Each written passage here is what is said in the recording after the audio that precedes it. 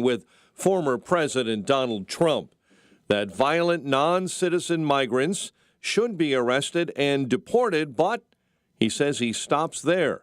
Monday in Springfield, Pritzker agreed that those violent non-citizen migrant criminals need to be apprehended. They should, be imprisoned, or if they're illegal, undocumented in this country and they're committing violent crimes, they should be deported and turned over to authorities in their countries. However, Illinois law prohibits local and state law enforcement from cooperating with federal immigration authorities if a detention order is the only issue against an illegal migrant. Cost to Illinois taxpayers for illegal migrants has already exceeded $1 billion. Chicago sports. White Sox have their new skipper, apparently. Overnight, the Southsiders hired Will Venable as their manager. Sox coming off the worst season in the history of the modern era of Major League Baseball. Venable played in the majors from 2008 until 2016, mostly with San Diego. He spent the last 2 seasons professionally on Bruce Bochy's staff in Texas. The Ivy Leaguer was recruited to play basketball at Princeton. The son of former Major Leaguer Max Venable, Venable was a first and third base coach for the Cubs under Theo Epstein. Yankees are still alive. Bronx Bombers avoid being swept for the 4th time in the World Series after topping the LA Dodgers 11-4 last night. Bulls will try to get a winning streak going when they host Orlando at the United Center tonight. And the Bears making some roster moves. Team placing offensive lineman Bill Murray on injured reserve yesterday. Team signing offensive lineman Austin Pleasance off Arizona's practice squad. Ironically, the Bears take on the Cardinals on Sunday. The news service of Trim Light Chicago. Don't let hanging holiday lights get you in a Scrooge mood. 'Tis the season to save time, money, and energy with permanent, programmable holiday lighting for your home. Get your free quote today at trimlight-chicago.com. A check of traffic and weather on the way next on AM 560. The lineup for Freedom Summit Chicago 2024 just got bigger with the addition of Dinesh D'Souza. He joins Dr. Sebastian Gorka and economist Steve Moore, along with Dan Proft, Amy Jacobson, Sean Thompson, John Anthony, Jeannie Ives, and many more. This event will sell out, so get your tickets today at freedomsummitchicago.com. That's freedomsummitchicago.com. Sponsored in part by Willows Academy, Senior Helpers of Naperville, and by the Illinois Family Institute.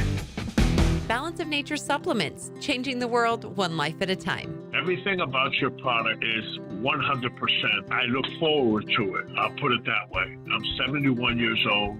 Balance of Nature is the absolute best product. I love your product. And you guys, when I call you on the phone, you're the best. So I'm very grateful. My husband's a retired cop, and I worked in a hospital for years. I'm going out right now because I'm getting ready to paint my fence. It's just literally amazing. And, you watch the TV articles and you go, yeah. Well, at least it's 100% returnable if it doesn't work. I'm not kidding you. It is the most amazing product I've ever taken. Call 1-800-246-8751 or go to balanceofnature.com and sign up as a new preferred customer. And for a limited time, get 35% off your first order with free shipping and our money-back guarantee. Go to balanceofnature.com and get this special offer by using discount code Chicago. Building owners, property managers, and chief engineers. This one's for you.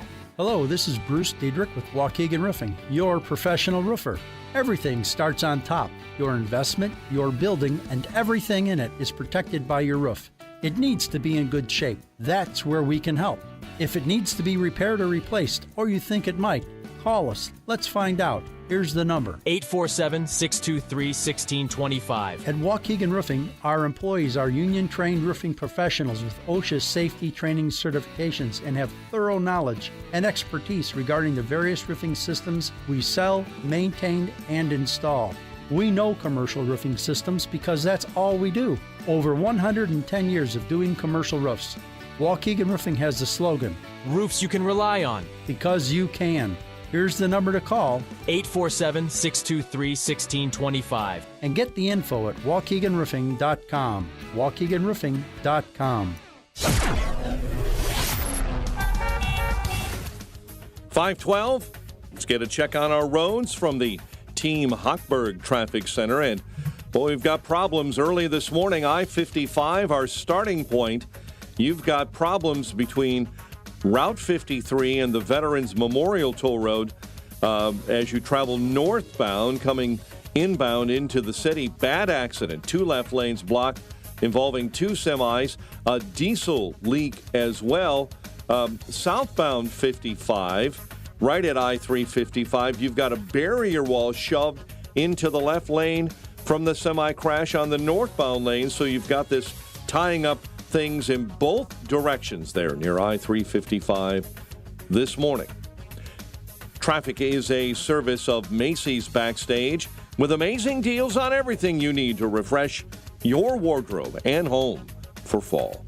Get low prices every day on unique finds at Macy's Backstage today. Find a location near you at macysbackstage.com. Off price, on trend, arriving daily. Chicago's Morning Answer with Dan and Amy continues next. Now, your official Chicagoland weather forecast with Steve Williams. Cloudy skies, some breaks of sun, windy, warm, a high fire risk today, high near 80. Cloudy, breezy rain, thunderstorm late tonight, low 65.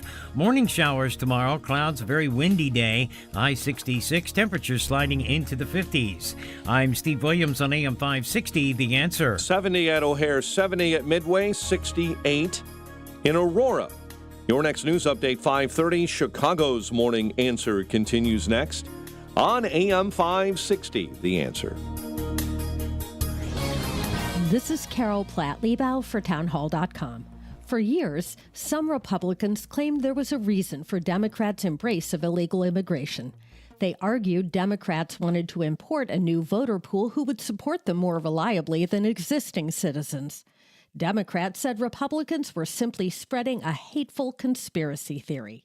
But current events in Virginia suggest there may have been some truth in the charge. Less than 3 months before the election, the Biden Justice Department sued to put self-identified non-citizens back on the voter rolls.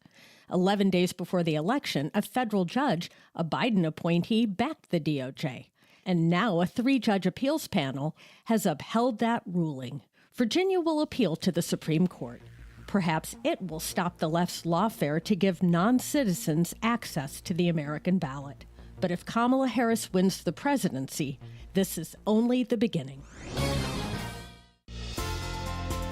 IC Catholic Prep in Elmhurst is an AP honor roll school dedicated to challenging and inspiring young men and women, offering opportunities to grow in your faith and participate in exciting extracurricular activities. IC Catholic Prep is a great choice because of their tight-knit community, dedicated teachers, and rigorous college preparatory curriculum. IC Catholic Prep is centered in Jesus Christ and rooted in Catholic tradition.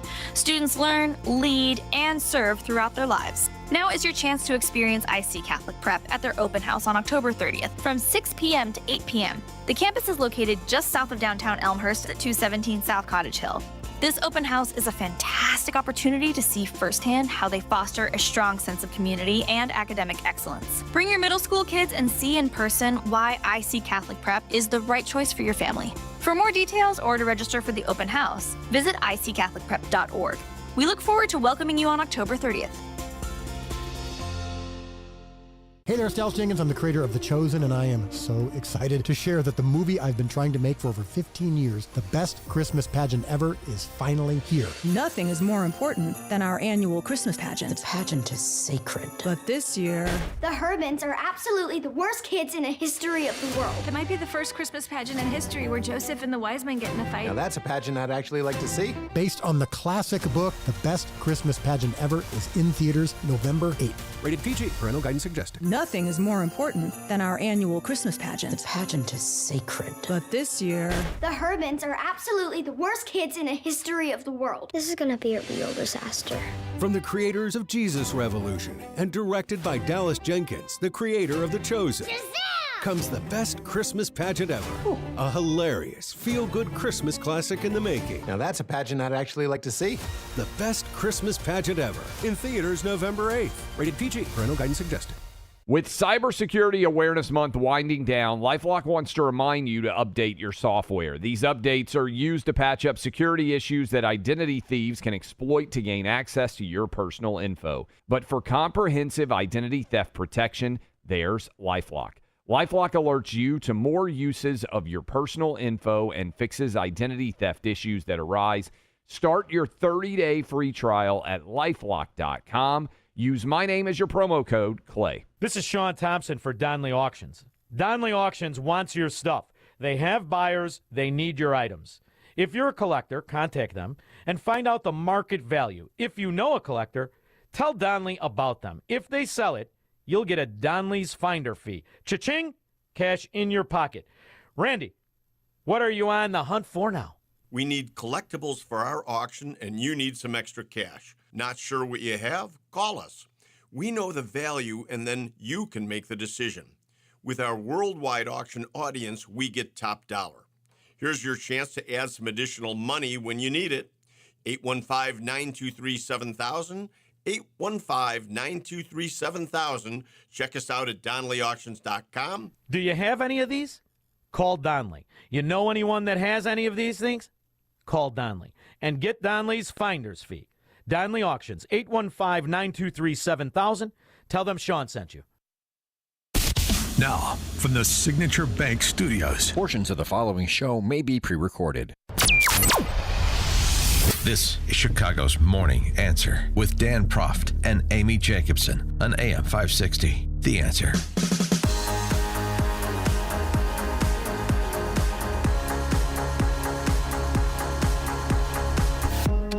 Top of the morning, Dan and Amy. So Kamala Harris's big closing argument speech last night. How'd it go? 312-642-5600. Turnkey.pro text, or Turnkey.pro answer and text line, that is. It's a time for empty calls of unity. America, for too long, we have been consumed with too much division, chaos, and mutual distrust. And it can be easy then to forget a simple truth. It doesn't have to be this way. It doesn't have to be this way. It is time to stop pointing fingers. We have to stop pointing fingers and start locking arms. Indeed. When you point a finger, four are pointing back at you. 312-642-5600. I don't know. I mean, she thought this was great. She's beautiful. I'm going to be in front of the White House. Well, it was just reminding people of all the failures of the last 4 years.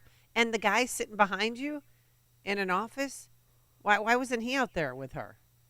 I mean, President Biden was, literally, he was hundreds of yards away right behind her. I don't know why they didn't let him out there, Dan. Do you? Well, I think it is interesting. When I was listening to as much of it as I could tolerate, I was thinking that this is our closing argument that she could be, that it could easily be interpreted as she is making against herself.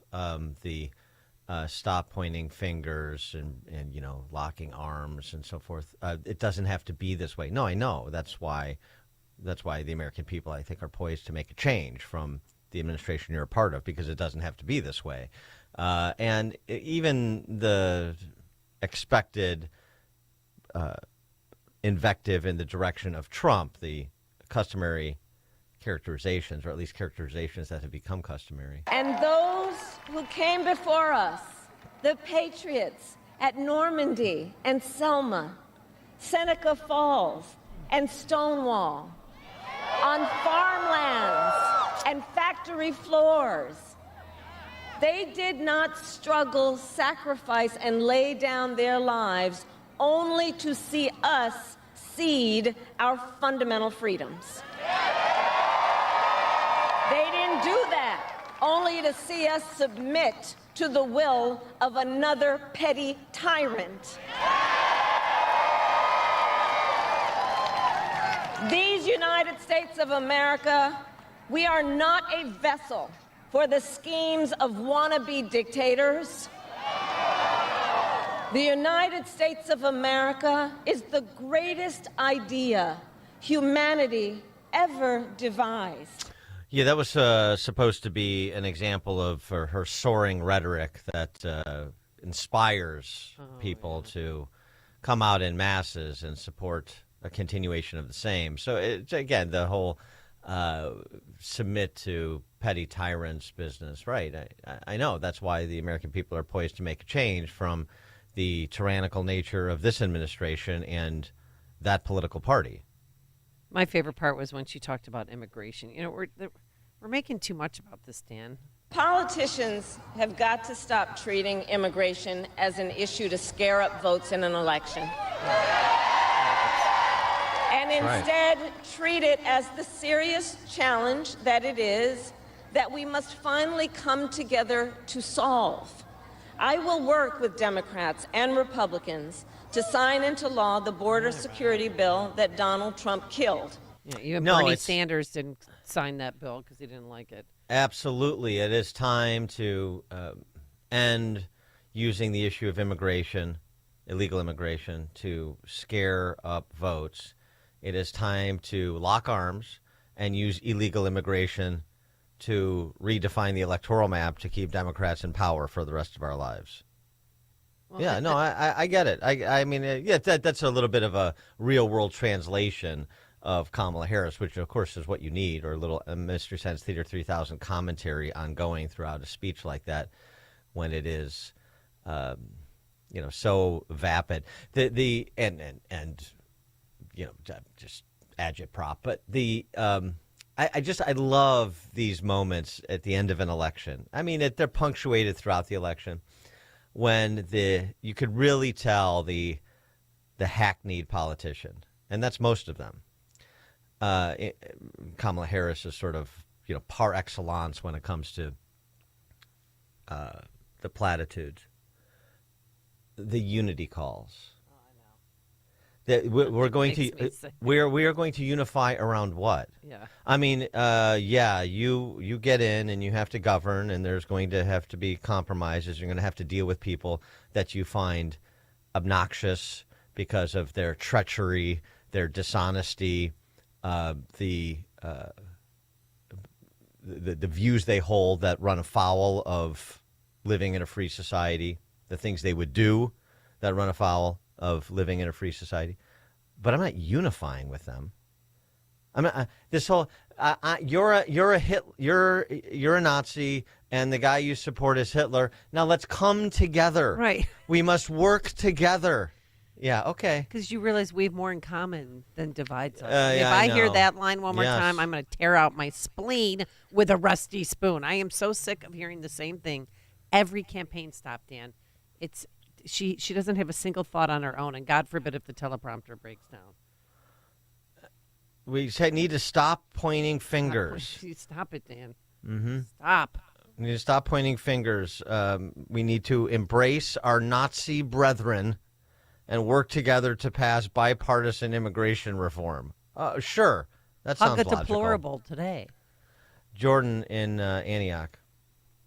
Yeah, I pray that the voting majority has enough sense and their eyes are open enough to be able to see what that speech for what it is. They are only running on just hate Donald Trump. That's it. And everybody knows that, except the blind that will willfully follow her only because they equally don't like Donald Trump. And those comments that she made, it goes back to everything that they've said, and not just Kamala's campaign. The last 3 years, you're a Nazi, you're a racist, and when she made that press conference, that was not just directed at Donald Trump. That was directed at every single person that's going to vote for him. And I just find it amazing that they are so blinded and by their hate for Donald Trump, and they're so blinded by their want for power that they can't see. I think they really cannot see, Dan. I think they are so blinded by this. They can't see. She's been in office for 3 years. You can't separate yourself from these things. And it's just amazing to see this in live play, just oblivious, complete. Yeah. oblivious to anything that you've done, anything that you've said, all of this, and then you're going to turn around and be like, now you want unity? What? Thanks for the call, Jordan. Yeah, I mean, it just doesn't take that much critical thought to scratch your head about the proposition she's offering, does it? You don't like where the country's at. She is the Vice President of the United States who can't think of an issue on which she differs from President Biden. Right. The positions that she took as a candidate for president in 2020 are essentially the positions that this administration has advanced. So that's sort of further confirmation about where she's coming from. And yet she represents something different. She represents a turning of the page. She's represents a coming together, and so on and so forth. I mean, it's here's what you're dealing with. Here's what you're dealing with. You're dealing with people that have lost their minds, if they ever really possessed a functioning one. What's your biggest obstacle in life right now? My biggest obstacle in life? Trump. Trump, absolutely. So do you wake up and think about him? Yes, constantly, every day. Do you go to sleep and think about him? Yes, every day. Are you in love with him? I hate his guts. Who was that asking the question? That's awesome. That would be great. But awesome. You're in love with him? You're actually in love with him, aren't you? Because that's a lot of time. But that's a grown-ass man. My biggest obstacle in life is Donald Trump. What was it before 2016, I wonder? Right. My biggest obstacle in life is Donald Trump. I think about him morning, noon, and night. I think about him all the time, and I hate him very much. That's basically center-cut Kamala voter right there. So what are you going to do to talk to that person? You're not. You're not. Clay in Libertyville. Good morning, Dan and Amy. It's been a while since I called. God bless you guys. I don't know how you do this every day. Sometimes you just gotta step back from this all, because this is just way too much all the time. Yeah.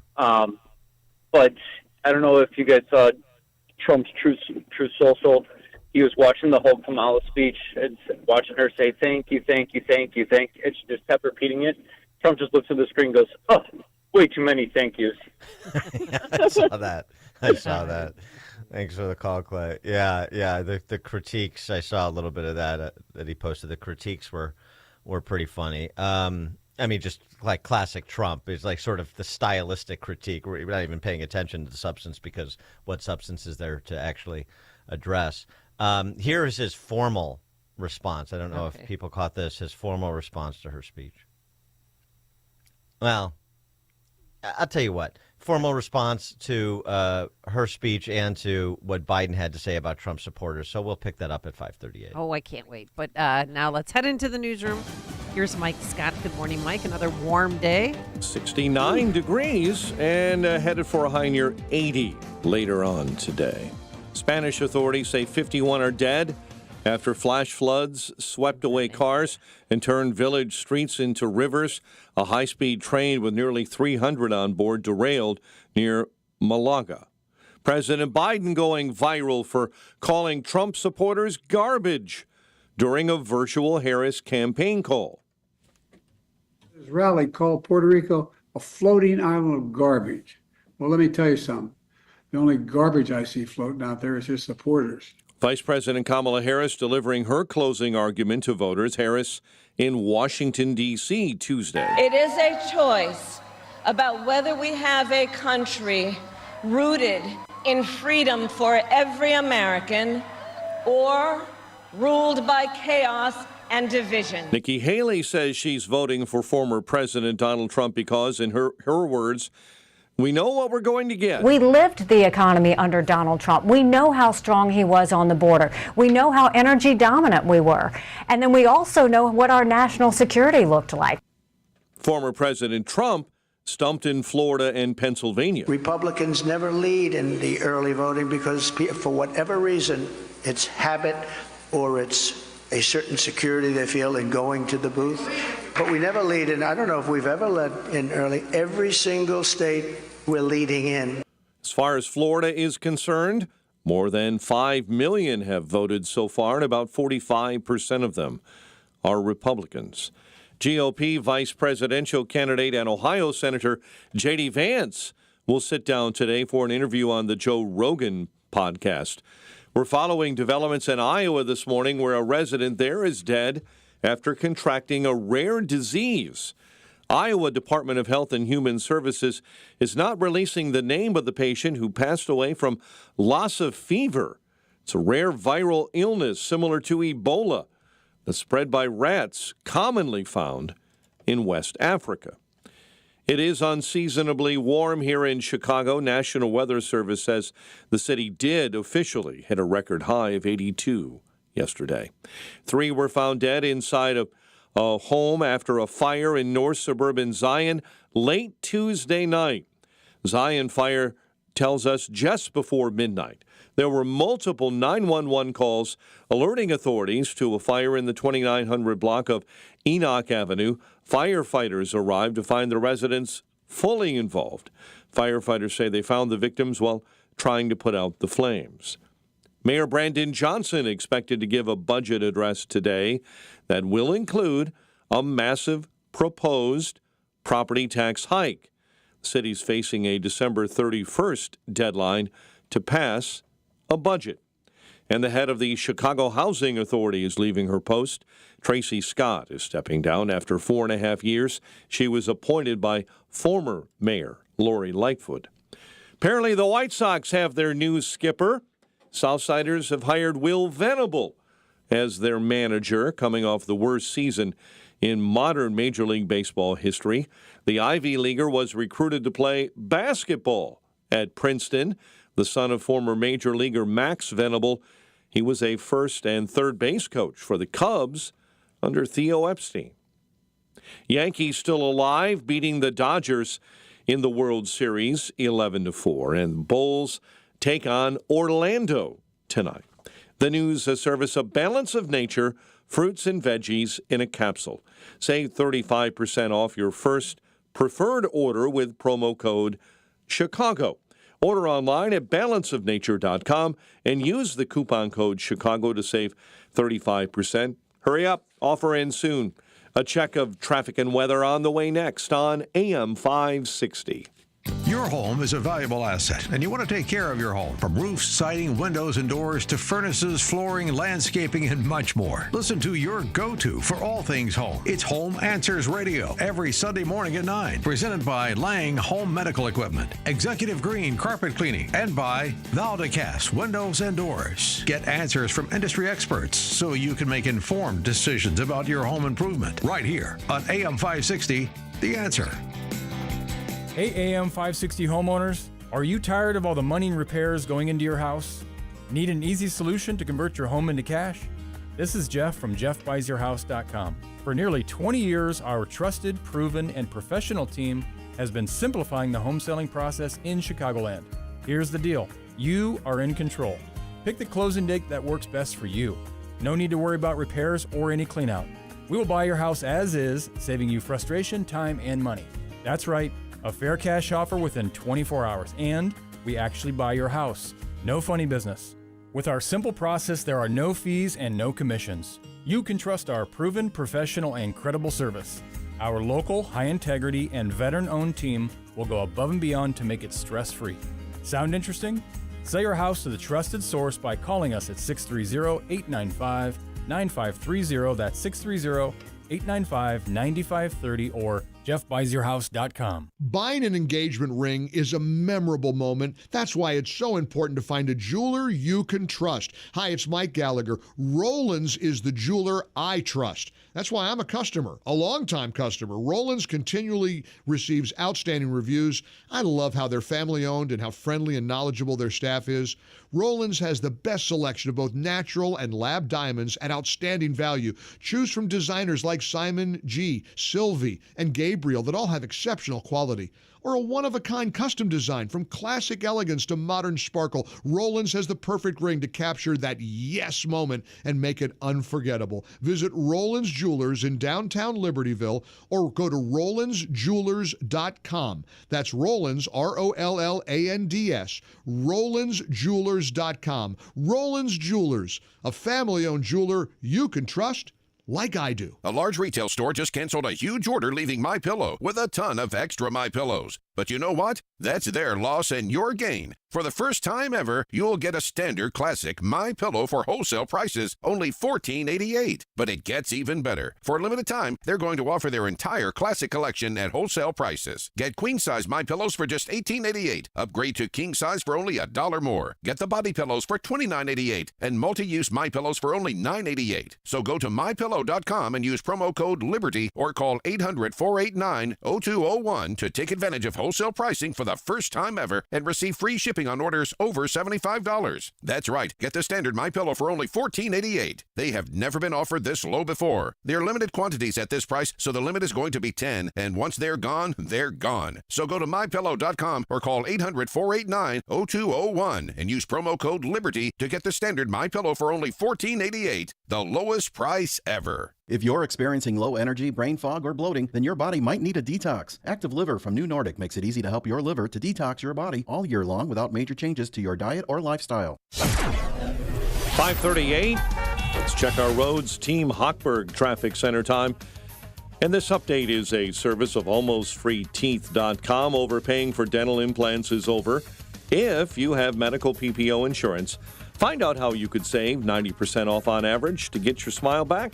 Check if you qualify, almostfreeteeth.com.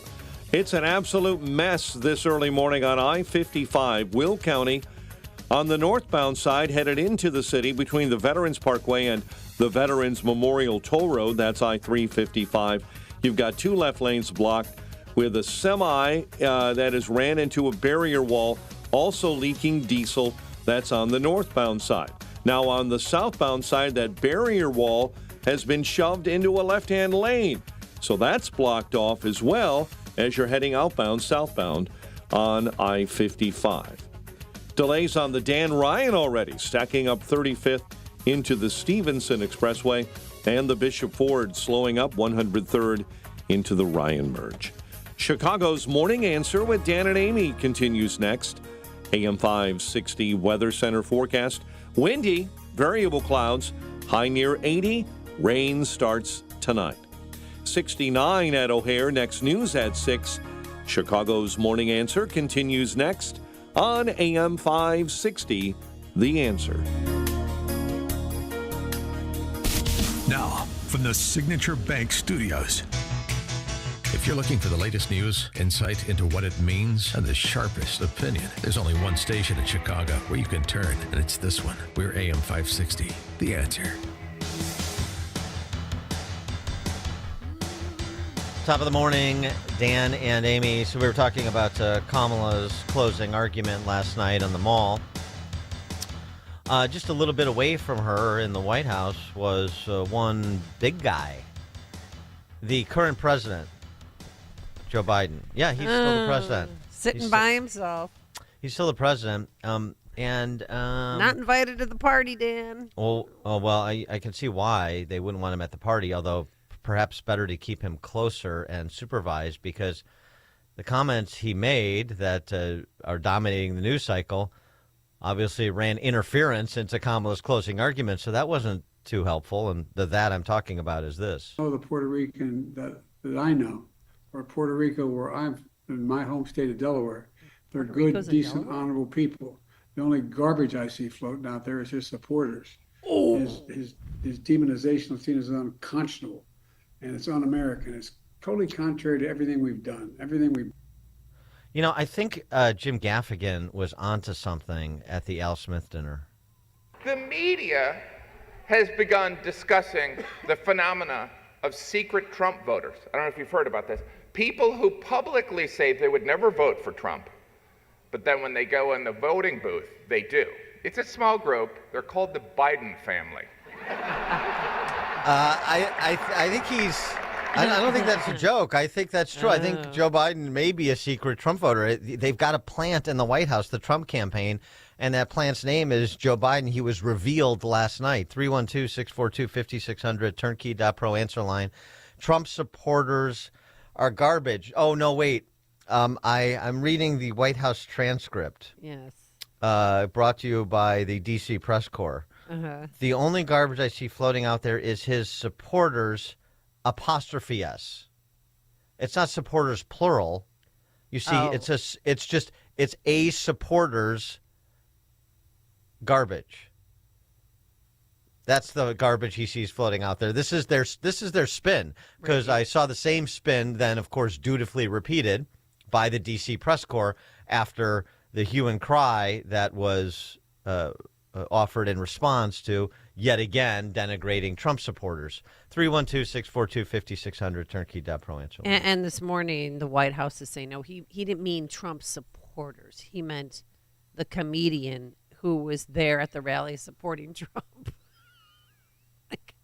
You can't make this up. The only garbage I see floating out there is his supporters. Yes, he said it. So we went from deplorables, well, then we were Nazis earlier this week, and now we're garbage.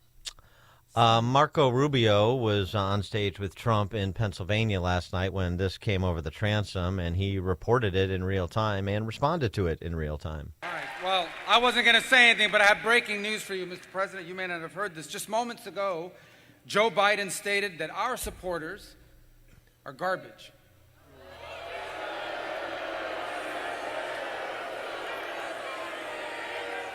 Are garbage. He's talking about the Border Patrol. He's talking about nurses. He's talking about teachers. He's talking about everyday Americans who love their country and want to dream big again and support you, Mr. President. And I hope their campaign is about to apologize for what Joe Biden just said. We are not garbage. We are patriots who love America. And thank you for running, Mr. President. Yeah, I don't think an apology is coming. What you're going to have coming is the spin that you're hearing, that we're reporting. Josh Shapiro, he's the governor of Pennsylvania, don't you know? Thank God she didn't pick him. And he was on with Klingon Collins on CNN, and he did not want to amplify Joe Biden's comments, unsurprisingly. Governor, first off, just what's your response to that comment from President Biden, where it sounds like he's calling Trump supporters there garbage? Yeah, look, I had not heard that until now, Caitlin, so I'm kind of giving you my fresh reaction to it.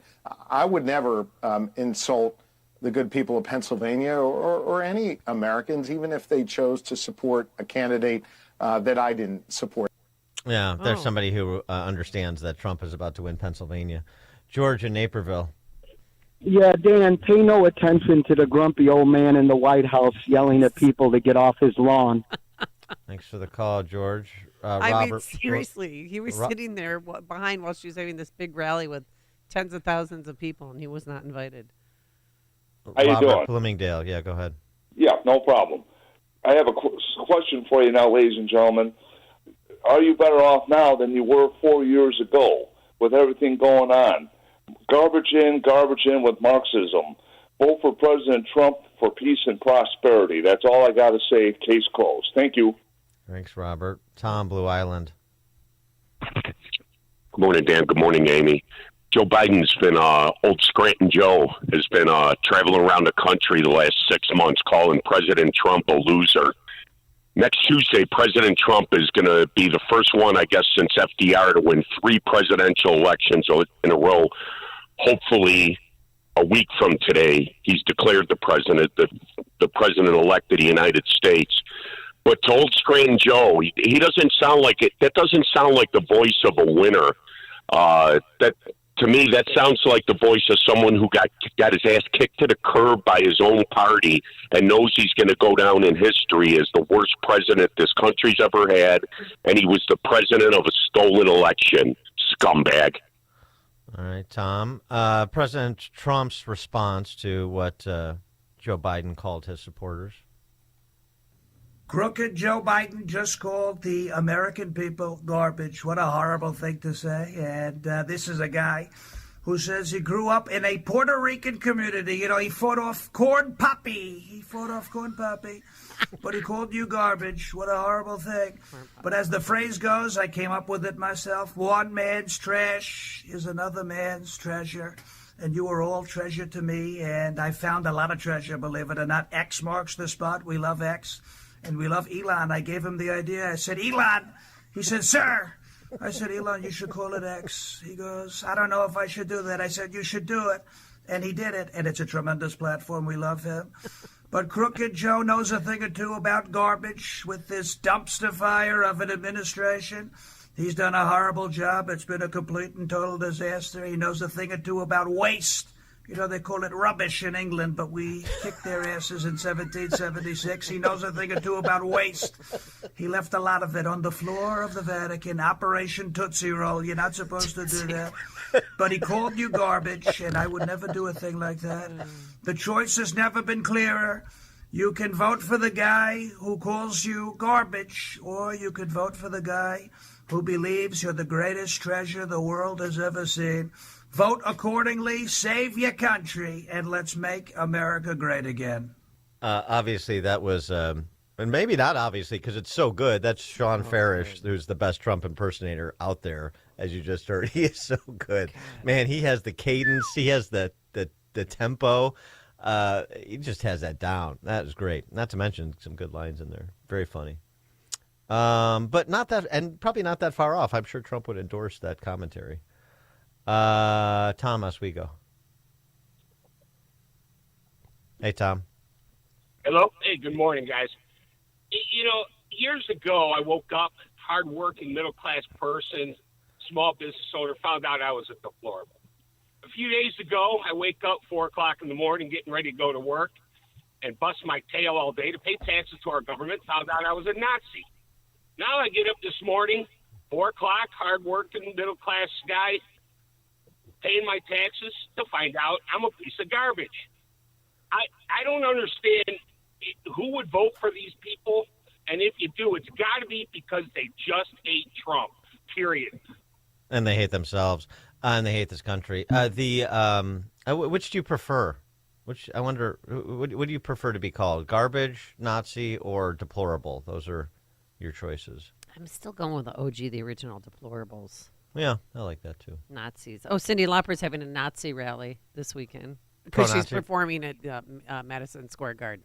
Girls just want to have Nazis. Yeah, right. Yeah. Well, I mean, just like anybody goes up, they're all Nazis now.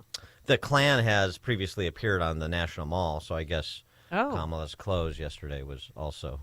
She tried to be so cutesy too on the mall, like where the January 6th all started. She said.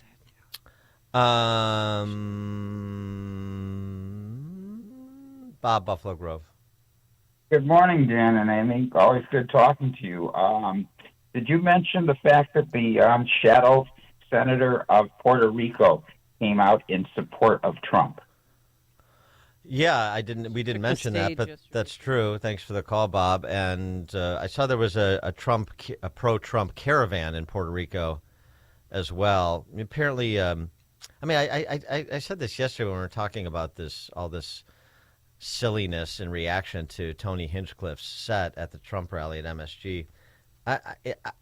This is going to backfire on them. This censorious, overwrought, hysterical response to comedy. It just doesn't wash. Racist. This is the NPR Times today, state-run media and funded. Racist joke at Trump rally spurs Chicago call for Puerto Ricans to vote. Turn this anger into action. Hey, what? Yeah. And then they all covered this rally against Trump. 7 people were there. It's embarrassing. That's not news, people. By the way, just on the record, Justin Peterson, who was involved in the Puerto Rico's Financial Oversight Board, when they essentially needed to reorganize Puerto Rico because it was effectively bankrupt. He makes the point that The Trump administration provided $9.6 billion to repair and rebuild Puerto Rico's electrical grid, $2 billion to the Puerto Rico Department of Education for the restoration of school buildings and facilities, 100% funding of Puerto Rico's emergency work cost share for nearly a year after a hurricane, the third longest ever granted by a president, funding of emergency work cost share. In all, more than $40 billion in aid and assistance from the Trump administration to the people of Puerto Rico. But but because a comedian made a joke about Puerto Rico by some ridiculous theory of transference, Trump doesn't like the Puerto Ricans or something like this. Okay, that's what you're going with? Okay, we'll see how it goes. Craig in Mount Greenwood. Okay, good morning, Dan and Amy.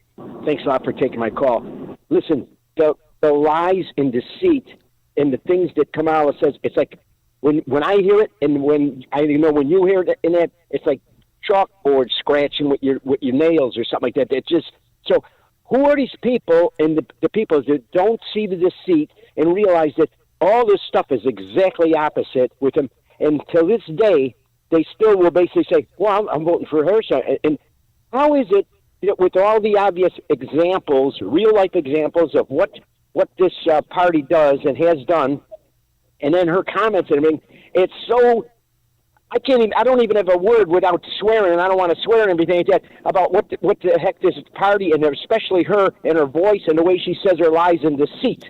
Yeah, thanks for the call, Craig. I mean, I think at this, I think the point is, and the Trump campaign has taken the right approach. Don't worry about trying to understand them; just out-organize them, and that's what's happened. Tim Walz, Field Marshal Tim. Tampon Tim. He was asked about follow-up about his characterization of Trump's MSG rally as evocative of the 1939 Nazi rally there at Madison Square Garden. He's standing by it. There's a direct parallel to a big rally that happened in the mid-1930s at Madison Square Garden. Look, I'm comparing it to the hate that came out of this, and I think they confirmed that. You stand by that comparison, though, to a Nazi rally? Look, the rally, you saw it for yourself. I'll let the American public make the decision of what they saw. What about you, though? So I know what I saw, and I'll just leave it at that. What did you see? Yeah, see, this is how slimy these people are. Somebody like Field Marshal Tim, how wormy they are. They'll make the big demagogic claim on stage at a rally. Then when pressed upon it, I'll just stand by it. I'm not going to restate it. I'm not going to explain it. I'm not going to defend it.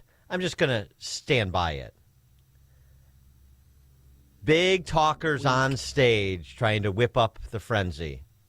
But then you get them in a private moment. You really want to go chapter and verse on this topic? No, I don't. I'm just going to stand by what I said at the rally. Worms.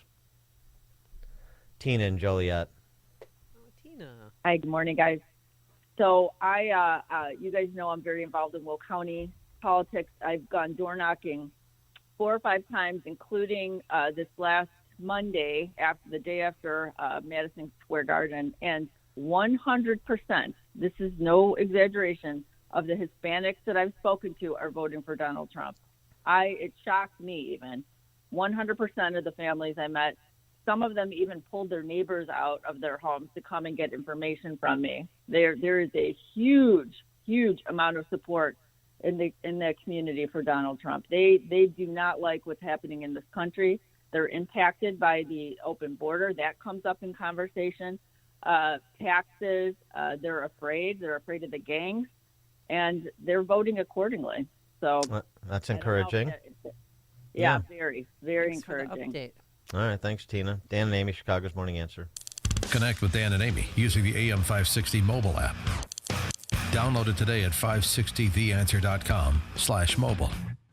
Chicagoland certified financial planning professional Tim Stearns discusses taxes in retirement. Most people are paying more in taxes and keeping less of their money to live and do what they enjoy. That's why we've put out the retirement tax bill calculator online. You can see with your own eyes just how much you might be overpaying. It's a valuable tool, $500 value, but we made it free for you to view and run your own numbers at mvpcfp.com. That's mvpcfp.com. To run your retirement tax bill calculator, go to mvpcfp.com. Investment advisory services offered through Cornerstone Securities, LLC.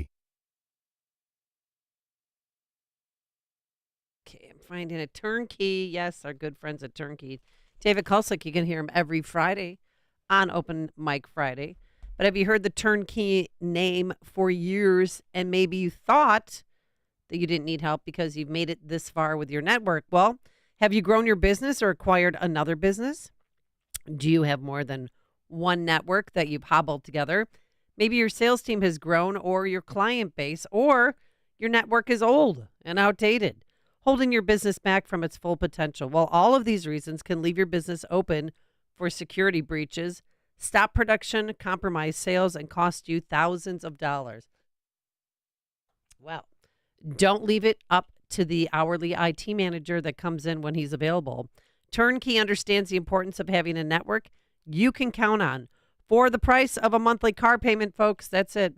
Turnkey will fully protect your network with the most secure, up-to-date cyber protection.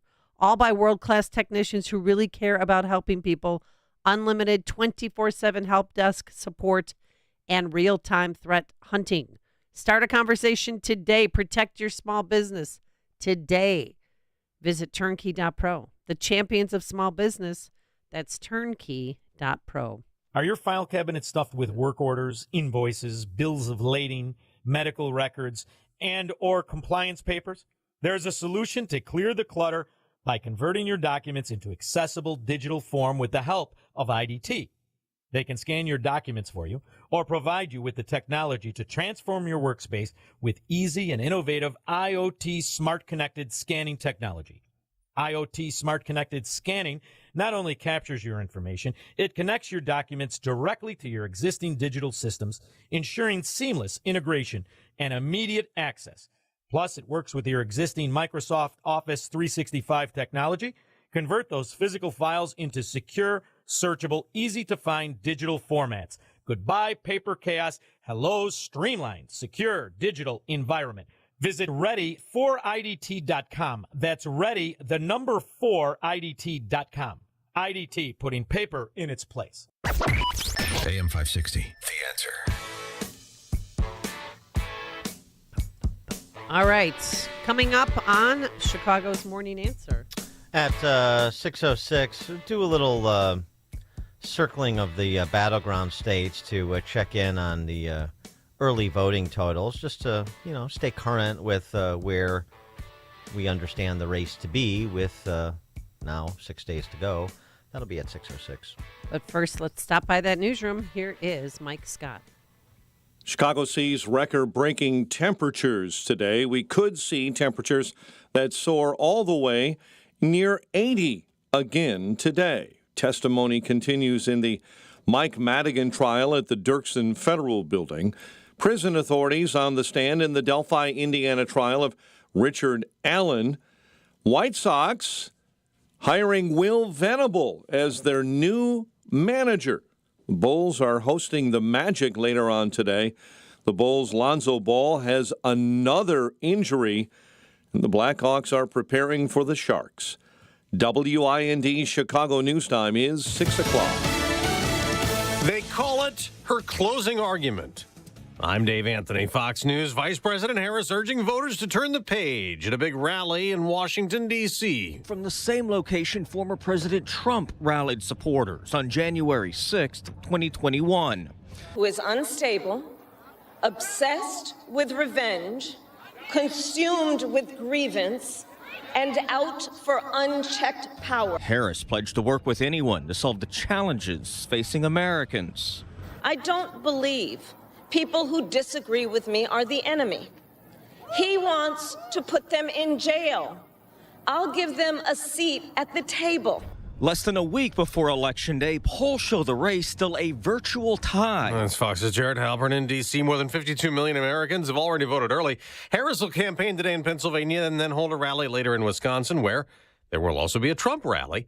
After the former president campaigns in North Carolina, all of those are toss-up states. We will end inflation. We will stop the invasion of criminals into our country. The former president last night in Allentown, Pennsylvania, as controversy simmers over a comedian's comments calling Puerto Rico garbage at Trump's Sunday rally in New York City. He tells Fox's Hannity. I have no idea who he is. Somebody said there was a comedian that joked about Puerto Rico or something, and I have no idea who he is. Never saw him, never heard of him. and don't want to hear of him. Trump also says he did more for Puerto Rico than any other president. President Biden generated his own controversy, calling Trump supporters garbage. Then posting on X a clarification he meant that Trump-supporting comedian, calling what he said hateful rhetoric. Baseball's World Series is not over. Driven the other way, deep right center field. It's got a chance. Gleyber Torres helped power the Yankees in a must-win Game 4, avoiding a sweep, beating the Dodgers 11-4 on Fox, but Los Angeles still leads New York 3-1 and can win the series tonight. America's listening to Fox News. 69 degrees at 6:02 on AM 560. The Answer. Good morning. I'm Mike Scott. Unseasonably warm today. We broke a record yesterday, 82. Temps could reach near 80 again today. 3 were found dead after a house fire in Zion Tuesday night. Around midnight, multiple 911 calls alerted authorities to a blaze in the 2900 block of Enoch Avenue. Firefighters arrived to find the residents fully involved. The victims were found as firefighters put out the flames. Mayor Brandon Johnson expected to give a budget address today that will include a massive proposed property tax hike. The tax increase designed to help fill a nearly $1 billion budget deficit. Walgreens reportedly laying off another 250 corporate workers. Most of those layoffs are at their Suburban World headquarters in Deerfield.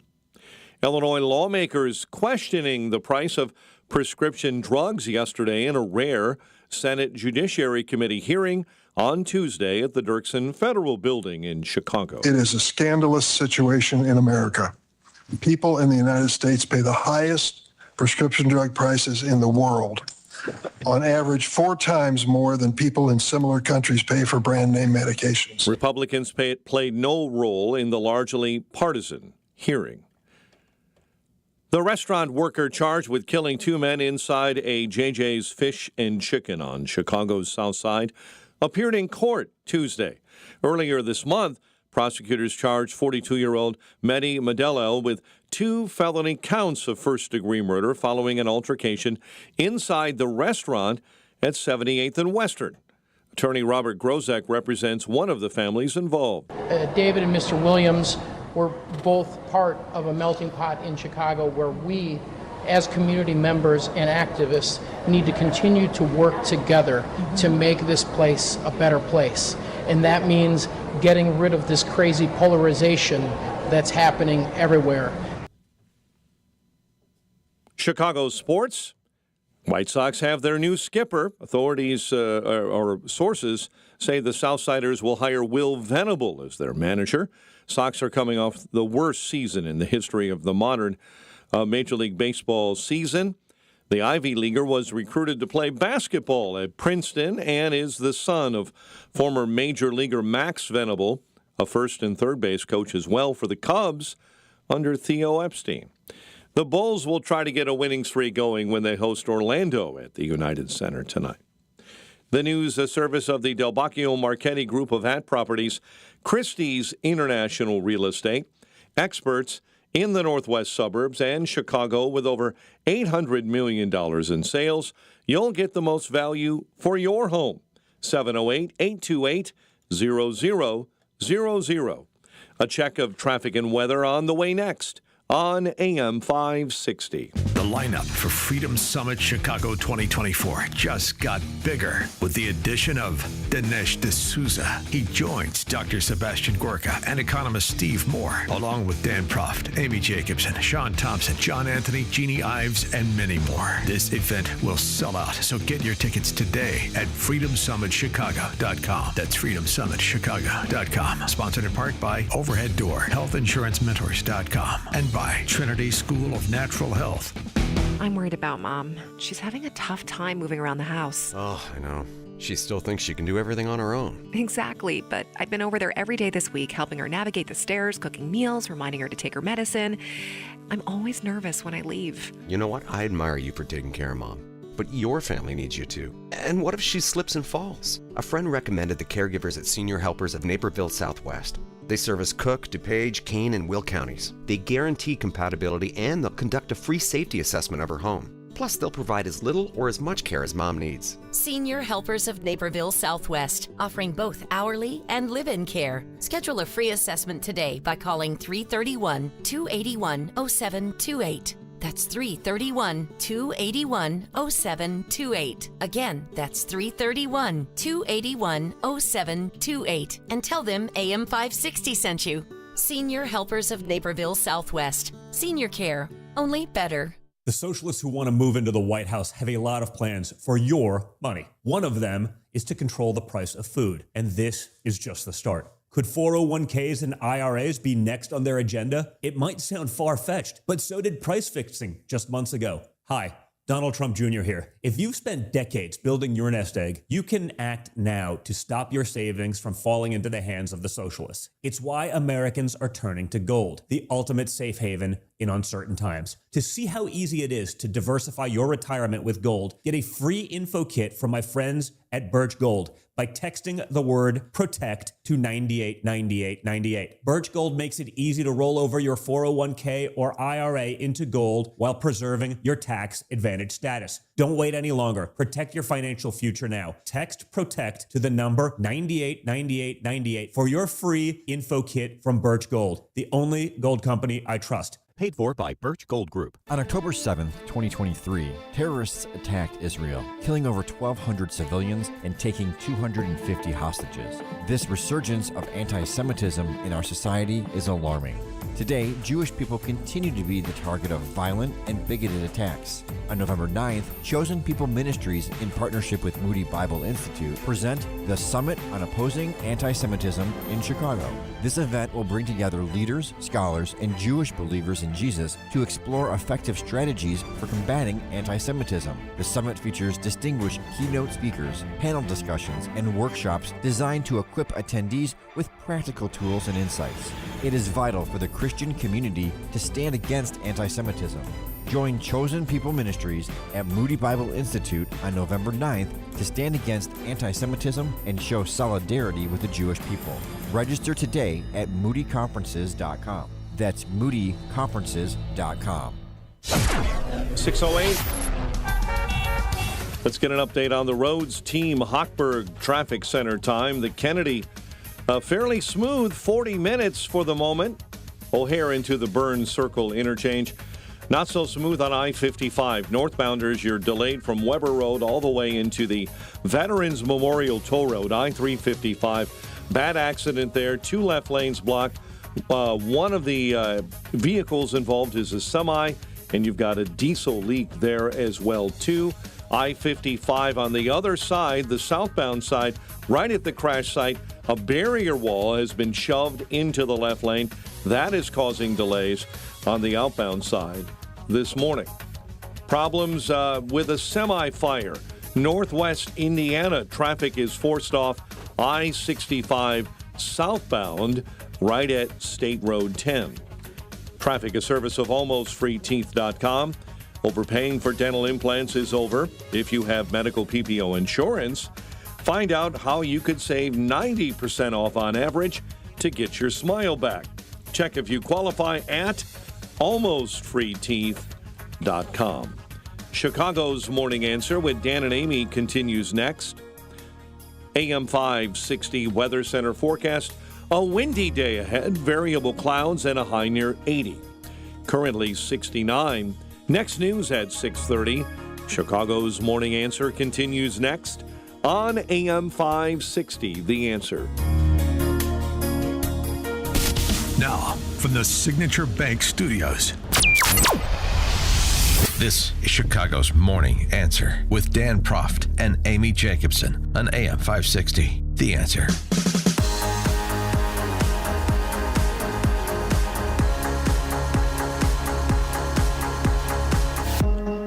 Top of the morning, Dan and Amy. These early voting numbers in the battleground states are starting to get pretty interesting, in part because they represent such a significant percentage of the expected total turnout.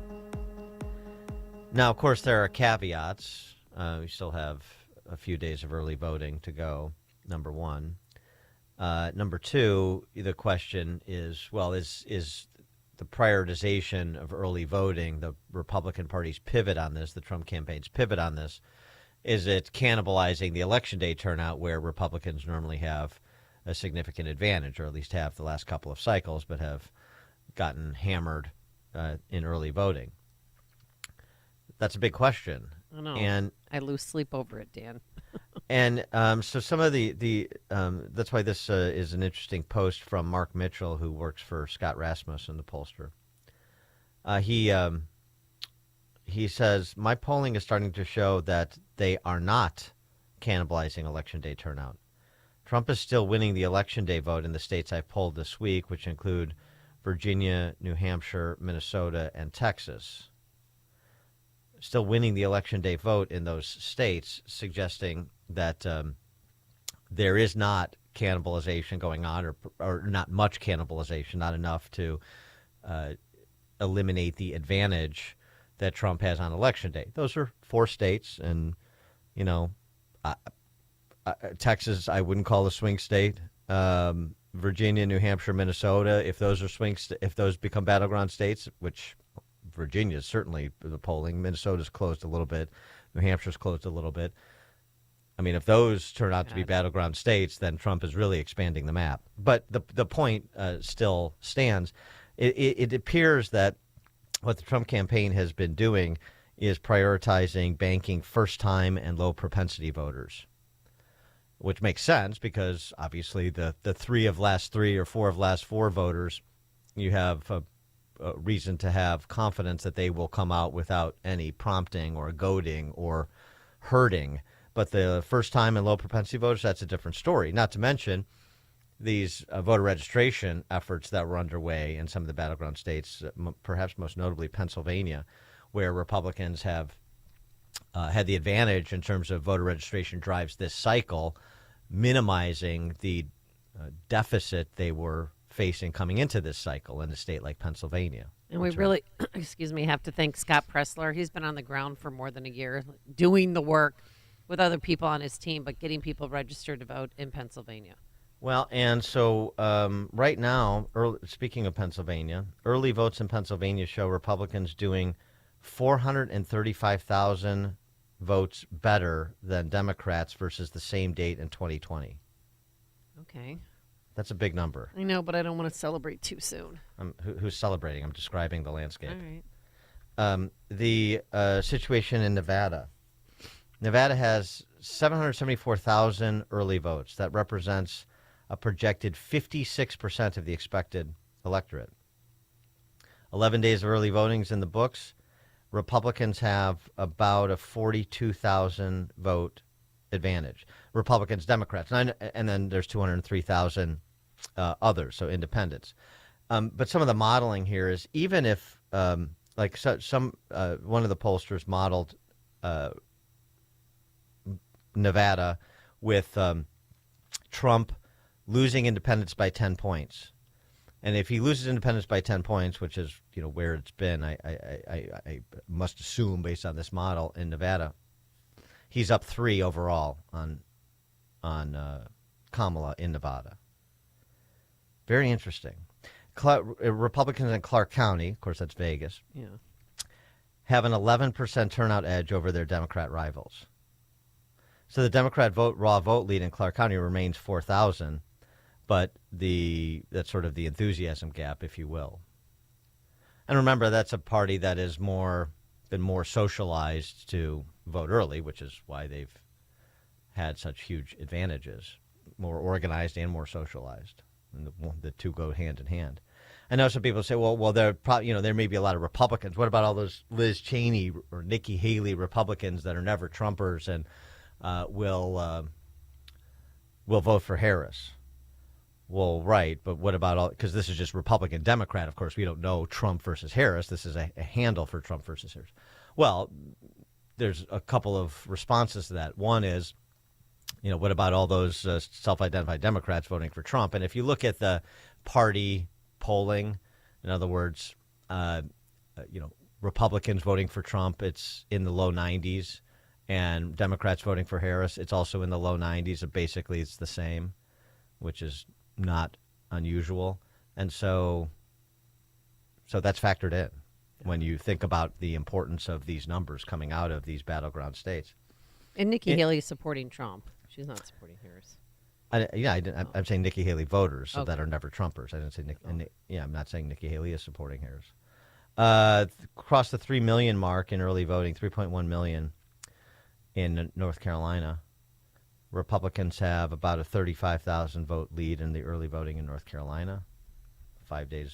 Yeah, 4 days. and according to Mediaite, the Harris campaign has pulled millions in ad spending in North Carolina amid surging, Republican early votes. She's still concentrated in Raleigh, but in other markets she pulled her campaign ads, which is a promising sign. Yeah, out of Georgia, there's several rural counties in Georgia, like Union, that are high 90% of their turnout from 2020 already. Total turnout. Some of these counties are at 90% of the total turnout as of yesterday.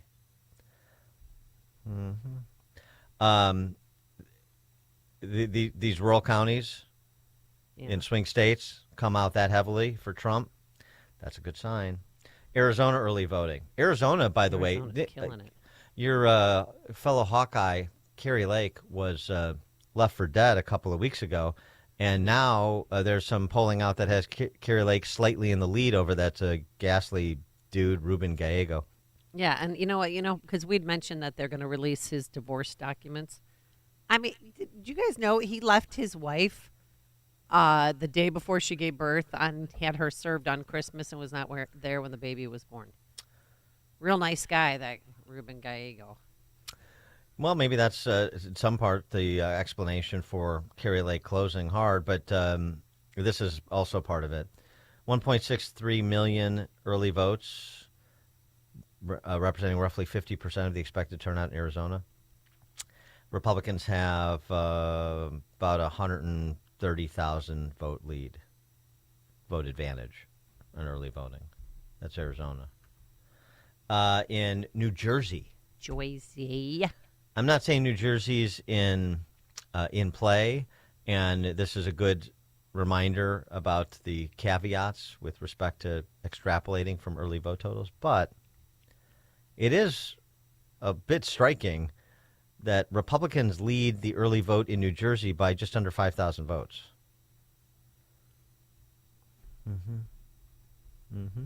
Have you voted early yet?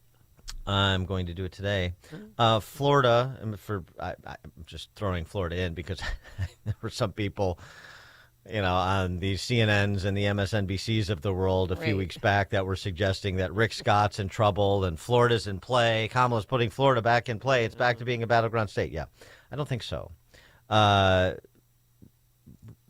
Republicans have a 12-point percentage point advantage on early voting. About 650,000 person advantage. I mean, Miami-Dade, that Hillary Clinton won by 31 points, Republicans are plus 5.5% on the early vote totals. Republicans are. Yes, so Florida not in play. Pretty confident about that. Now, here in Illinois, in Cook County, I'm not sure what is in play, but there's some suggestion that Fioretti may actually be within striking distance of Kim Foxx. I find that difficult to believe. Why? Why? Yeah. Because it's Cook County. He's going to be on our show tomorrow. Yeah, I know. We'll talk about it, but I'm just saying that although the only thing I would say is, as I've said many times, some place that you don't expect, some electorate is going to say, we've got to do something completely different. The way that L.A. did with Reardon, the way that New York did with Giuliani, not necessarily a mayor's race, maybe a state's attorney's race because crime is such a top-of-the-mind issue in these big cities that are disintegrating before your very eyes. So, maybe I've seen some polling. I'm not terribly confident in it that suggests it's a single-digit race. That's still, a long way to go. I don't know. I mean, it's just difficult to believe because you just see very little evidence of a real revolt happening. So, the silent majority strikes back. I mean, I understand the storyline, but is as unusually optimistic as I am at the federal level, I'm still very much grounded in skepticism in Chicago and Cook County. Aren't you? I mean, when it comes to the Cook County State's Attorney's race, Dan, she's like, I don't know where she is. I haven't seen her on TV. There's no campaign signs. Maybe I saw one in Elk Grove outside a polling place, but that's it. Bob Fioretti signs are everywhere, and I've never seen that before. And he's, I mean, not that campaign signs mean anything, but and he's had commercials on. I've seen his commercials, and while I was watching the Big Ten, I was like, "Oh my gosh, he's got commercials! This is great." Well, I mean, what he's going to do differently than the Democratic machine, and I think a lot of here's a letter from my state senator talking about Ellen Rosenfield. She's running for the 4th district for the school board. It's been an incredibly challenging year since the horrific events of 10/7. No one anticipated that Mayor Brandon Johnson would alienate the greater Jewish community through his actions in city council and his response to anti-Semitic demonstrations in CPS schools. Like, diehard Democrats cannot stand Brandon Johnson. Yeah, but that's and I've gotten so many mailers like this from different, diehard Democrats. Yeah, but so what are we to take from that? They don't like Brandon Johnson. Yeah, so what? And they didn't like Lori Lightfoot.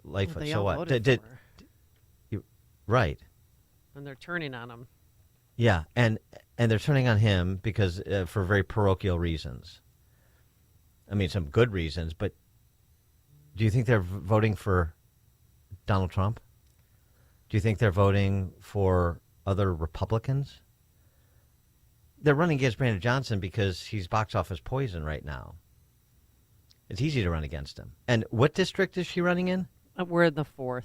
Your district. My district. Lakeview. Yeah. Ellen Rosenfeld is her name. I'm voting for her. Right. Well, she's against the $300 million, loan plan. So what are we to take from that? So you think that represents some kind of revolt that's bubbling below the surface? The thing I'd say about that Eileen Burke, Madigan, Cullerton, Daly, whatever her 72 Irish surnames are, that's running against Fioretti. Yeah. I mean, I don't know who she is and what she's saying. Yeah, I get it. She's not running a campaign because she's relying on the R versus D on the ballot. That's all you need to know. Okay. That's what she thinks. And I assume she has polling that supports that strategy. Otherwise, they do something different. However, sometimes people don't see a wave coming. I'm not saying it's there at like 2010 levels, but I mean, I will go back to the Tea Party revolt in 2010, midterms. I know, different style election. I'm talking about the dynamic. And Melissa Bean up in the northwest suburbs, who ran no campaign, running against Joe Walsh. You could understand why she wouldn't run a campaign. He's a goof. I knew it then. A lot of Tea Party people didn't. They had to find out the hard way. Mm-hmm.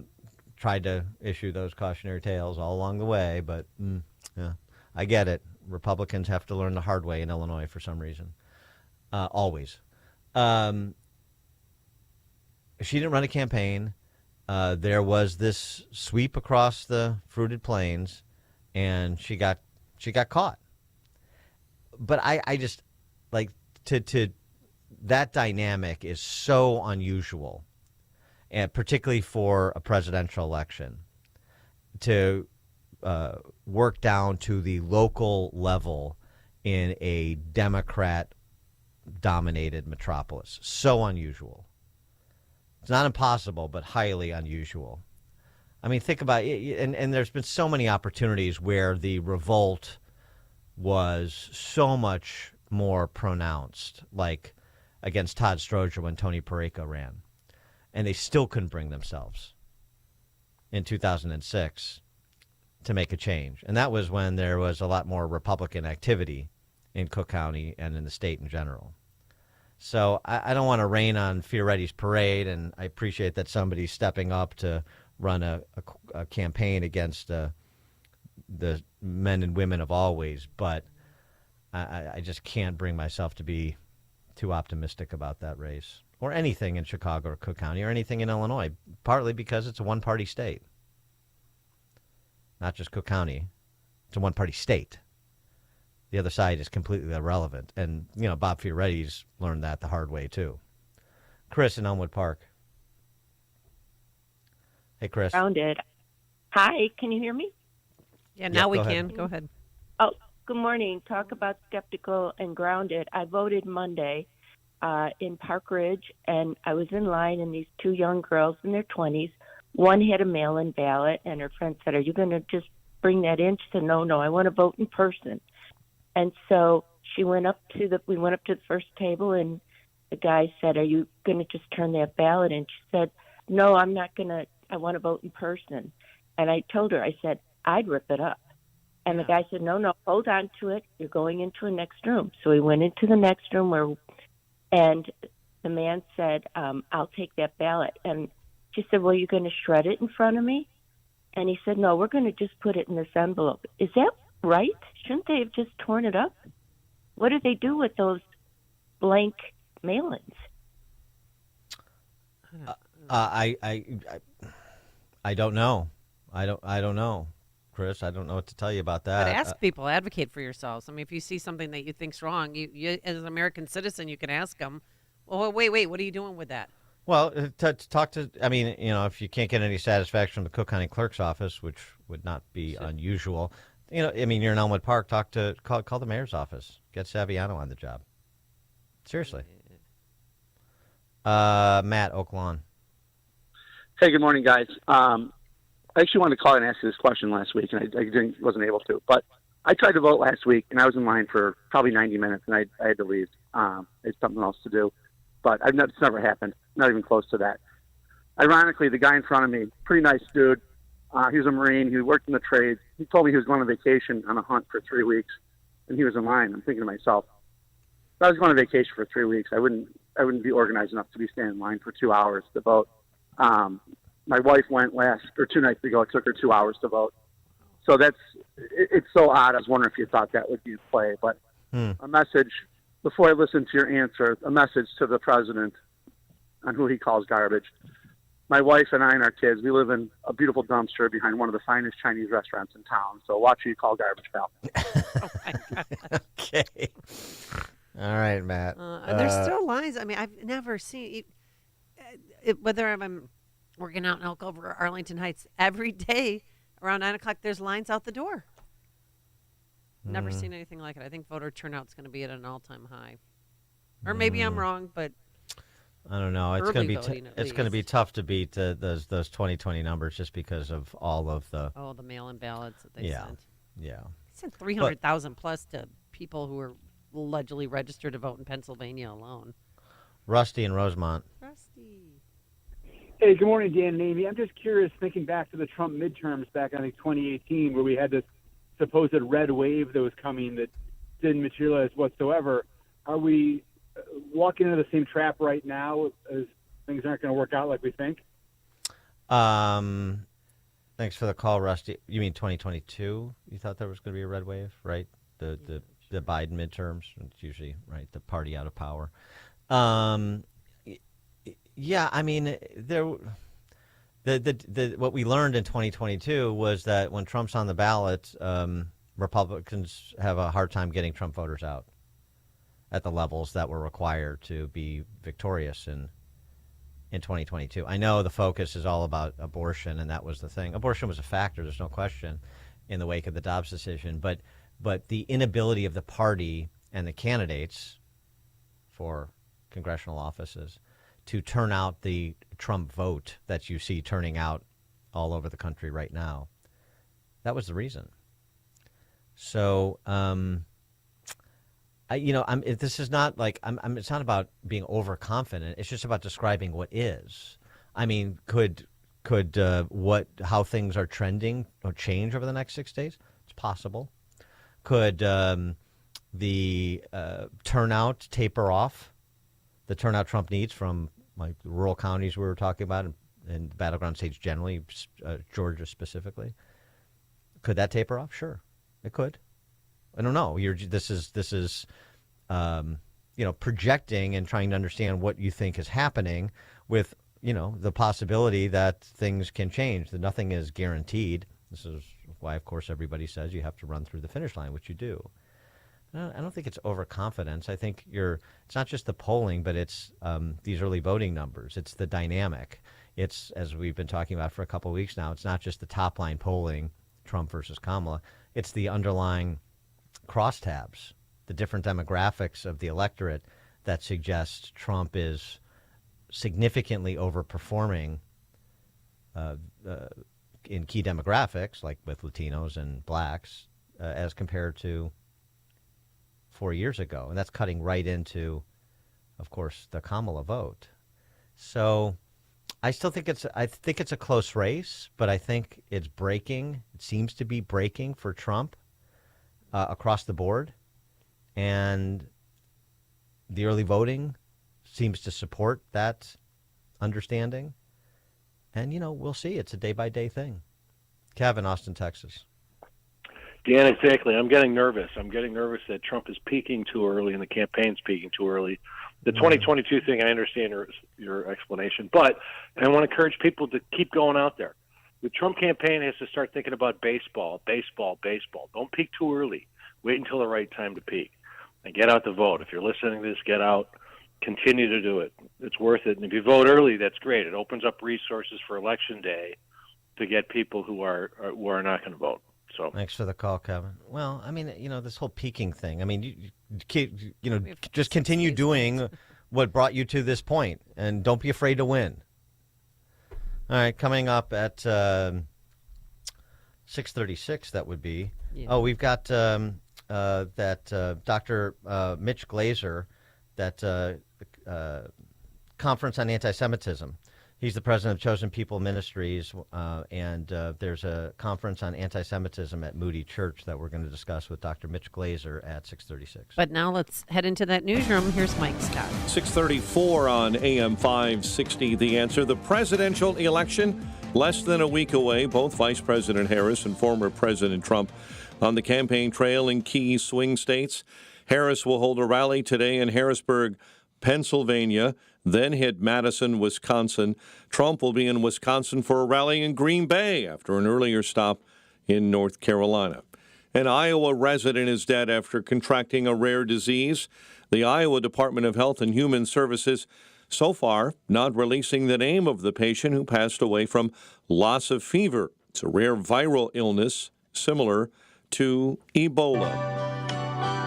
Actress Terry Garr is dead at the age of 79.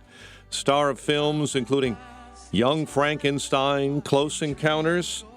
And she was in this film, Tootsie, where Stephen Bishop wrote this song that powered the movie. Garr died on Tuesday in Los Angeles after a lengthy battle with multiple sclerosis. Terry Garr was 79.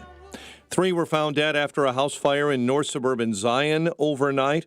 Firefighters found the victims while trying to put out the flames. Chicago Mayor Brandon Johnson facing backlash from Jewish leaders for failing to acknowledge the anti-Semitic nature of the synagogue shooting. Yesterday, community members and religious leaders blasted the mayor for his lack of support and understanding of the Jewish community. Zip, zero, zilch from him. No one has heard from anybody, either him or anybody in his administration, which is shameful. David Goldenberg is regional director of the Anti-Defamation League of the Midwest. The heat on Brandon Johnson is being turned up after Sadim Mohammed Abdullahi, an alleged illegal immigrant, allegedly shot a 39-year-old man in the shoulder as he walked to synagogue on Saturday morning. We as a community celebrate joyous occasions together, we mourn tragedies together, and we will fight for our safety together as well. Rabbi Levi Mostovsky with the Chicago Rabbinical Council. Abdullahi is also accused of opening fire on responding police and paramedics. Officers shot and hit the suspect, who remains hospitalized. He faces 6 counts of attempted first-degree murder. Chicago sports. White Sox have their new skipper. The Southsiders hiring Will Venable as their manager yesterday. Sox coming off their worst season in the history of modern Major League Baseball. Venable played in the majors with San Diego, spent the last 2 seasons on Bruce Bochy's staff in Texas. The Bulls host Orlando tonight. Blackhawks back on the practice ice, preparing for San Jose. The news is a service of Valdecas Windows for the discerning homeowner looking for high-quality, professional-level window replacement service. Contact Valdecas Windows, your award-winning Platinum Elite Pella-certified contractor, Valdecas.com. A check of traffic and weather on the way next on AM 560. The lineup for Freedom Summit Chicago 2024 just got bigger with the addition of Dinesh D'Souza. He joins Dr. Sebastian Gorka and economist Steve Moore, along with Dan Proft, Amy Jacobson, Sean Thompson, John Anthony, Jeannie Ives, and many more. This event will sell out, so get your tickets today at freedomsummitchicago.com. That's freedomsummitchicago.com. Sponsored in part by Blue Star Security, Papa Nicholas Coffee, and by the Alpha Wealth Group. Balance of nature. Fruits and veggie supplements are packed with 31 frightfully good whole fruit and vegetable ingredients. Our blends help maintain your overall well-being. From the deep red cranberry to the rustic green cabbage, our special formula is no trick. Dare to discover the magical blends within. Open and sprinkle our fruits supplement powder into your cauldron brew, aka morning smoothie, or add our veggie supplement powder to your spooktacular concoction. Soup, we mean soup. This Halloween, treat yourself to a potion of wellness that's wickedly good with balance of nature. Go to balanceofnature.com to get 35% off your first order as a preferred customer with free shipping and our money-back guarantee. And get this special offer by using discount code CHICAGO. The following is a paid political announcement. Have you heard about this guy, Donald Rainwater? I sure have. Guy was a deadbeat dad. Total loser. Not only did Rainwater repeatedly fail to pay his child support, he filed for bankruptcy and had his car repossessed. But what did a court find he spent the money on? Cigarettes. Hasn't he run for office twice before and lost each time? Sure has. Maybe that's why he wants the job, so taxpayers pay off all his debts. But there's someone even worse than Rainwater. This Jennifer McCormick character is a really out there liberal. Yeah, she's a pro-Biden and pro-Kamala liberal. She opposed school choice, she supports boys in the girls' locker room, and did you hear what she said about Hillary Clinton?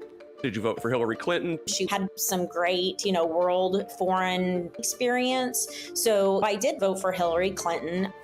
Jennifer McCormick, she's hopelessly liberal. I'm not voting for Rainwater or McCormick. They're both losers in my book. Paid for by Indiana Republican State Committee, Inc. Is thinning hair or a receding hairline making you self-conscious? Try Hair Grow from New Nordic. Stop feeling embarrassed about thinning hair and start feeling your best with Hair Grow. 6:39, let's get a check on the roads. Team Hochberg Traffic Center time. And this update is a service of Discover. Time with family, laughs with friends, and cash back. Well, Discover's got you covered with the last one. That's because Discover doubles all the cash back you've earned on your credit card. See terms at discover.com/credit card. Prairie Grove, bad accident, Route 176 at Buell Road. 2 vehicles involved in the Crystal Lake area this morning. Carroll Stream, Schmalley and Burns report of an accident. Northwest Indiana, you've got a semi-fire. Traffic is forced off the roadway southbound at State Road 10.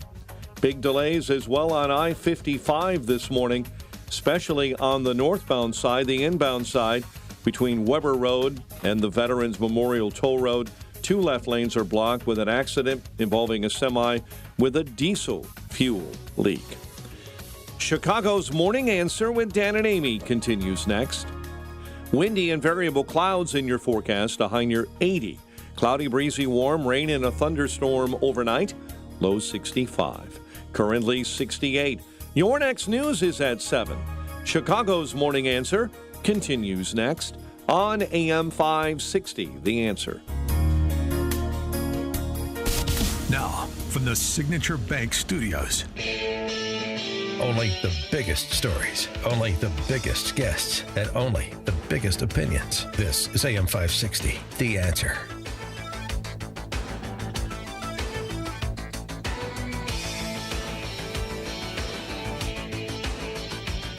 Top of the morning, Dan and Amy. You know, you were mentioning that Jewish woman running for school board in your district, Amy, in Lakeview, and talking about Brandon Johnson's anti-Semitism. That Reverend Mitchell Johnson, the newly appointed president of the Chicago School Board. Yeah. A good piece by a woman named Gabby Deutsch in Jewish Insider outlet,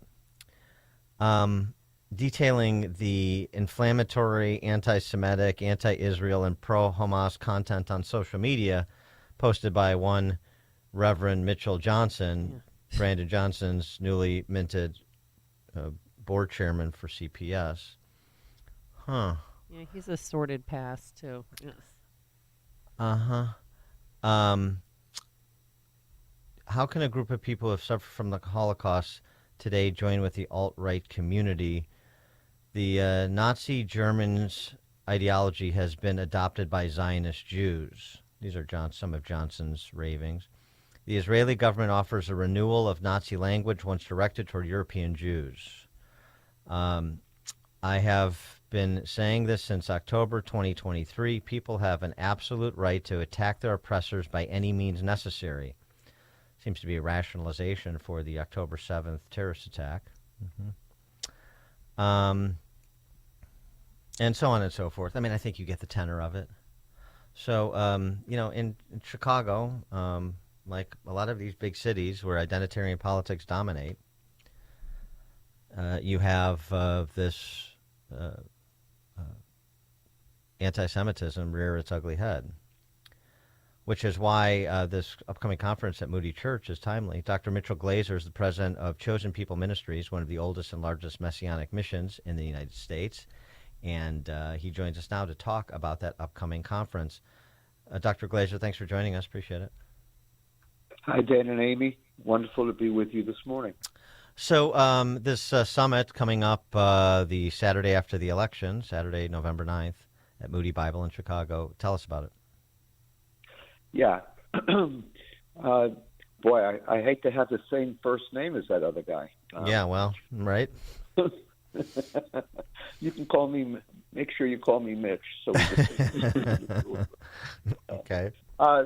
The conference is being held at the Institute, Moody Bible Institute, and it is going to, it's a summit, and it's designed to raise the awareness of those living in the greater Chicago area, and especially those who are Christians, to the growing and brutal anti-Semitism that's growing in our country and around the Western world right now even, and to motivate particularly those who are part of the church to pray for and act on behalf of the Jewish people. It's a time when the Jewish people need friends, and this has become very obvious, of course, in the greater Chicago area after what just happened the other day.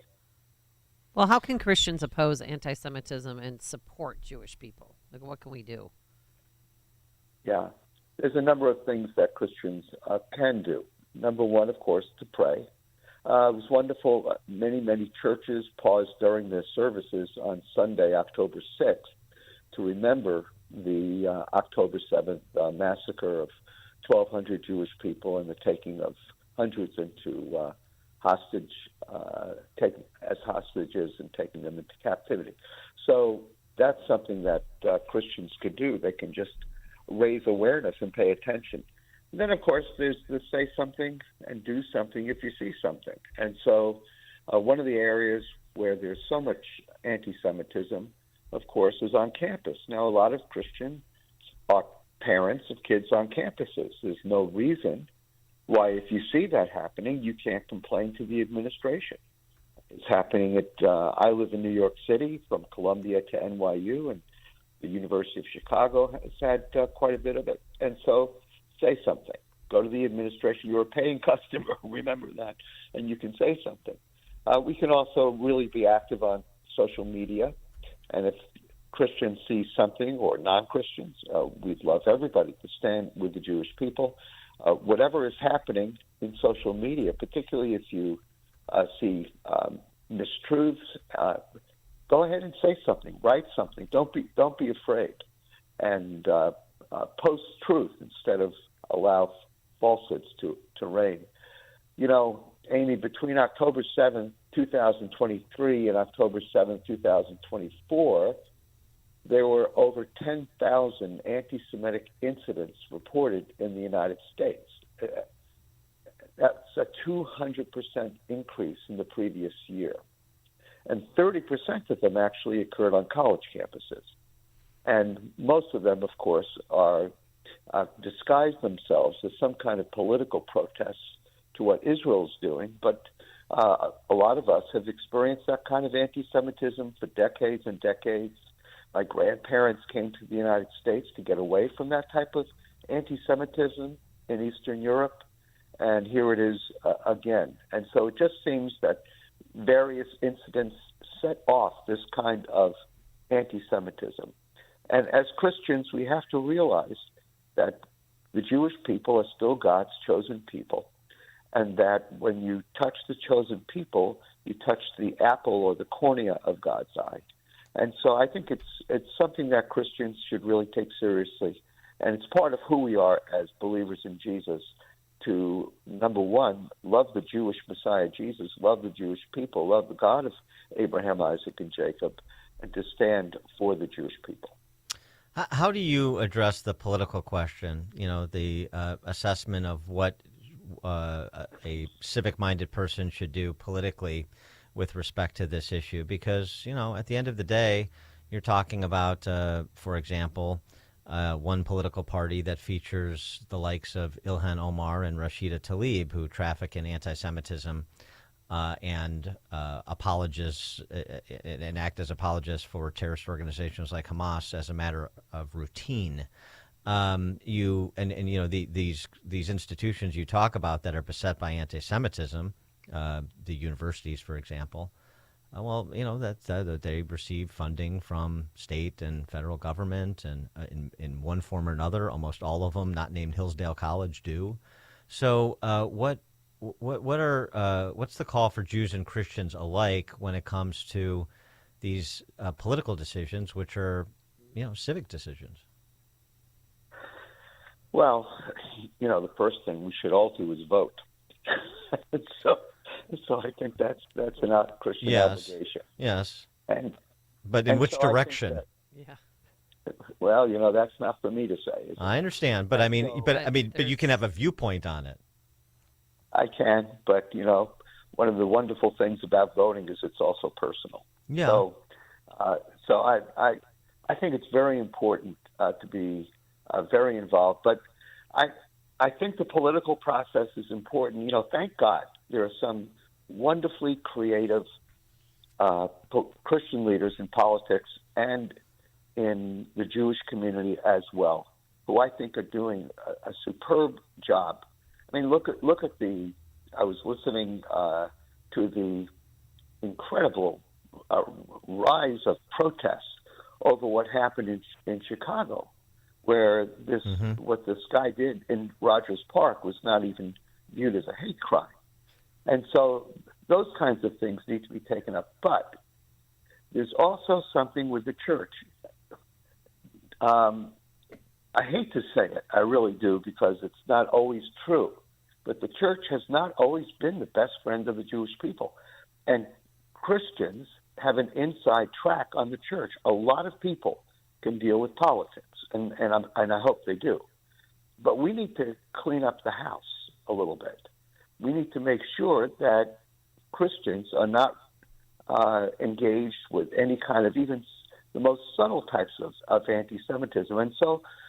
And I know that Christians are sincere and do not do it intentionally at times, but sometimes we repeat some elements of the culture that really need to be abandoned.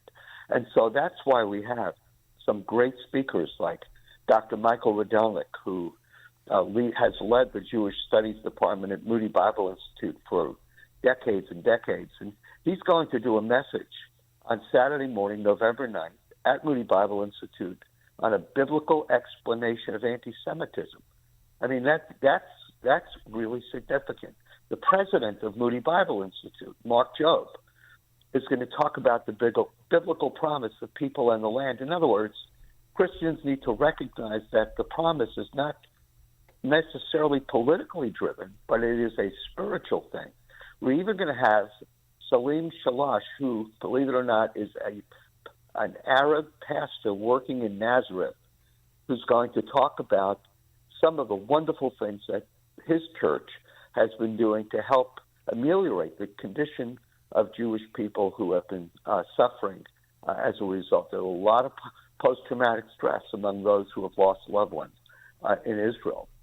And Don Sweeting, who's the chancellor, whose father, George Sweeting, was the longtime president of Moody Bible Institute, who's the chancellor of Colorado Christian College, is coming all the way to Chicago to tell us how to actually support Israel and the Jewish people, and why Christians especially should support Israel and the Jewish people.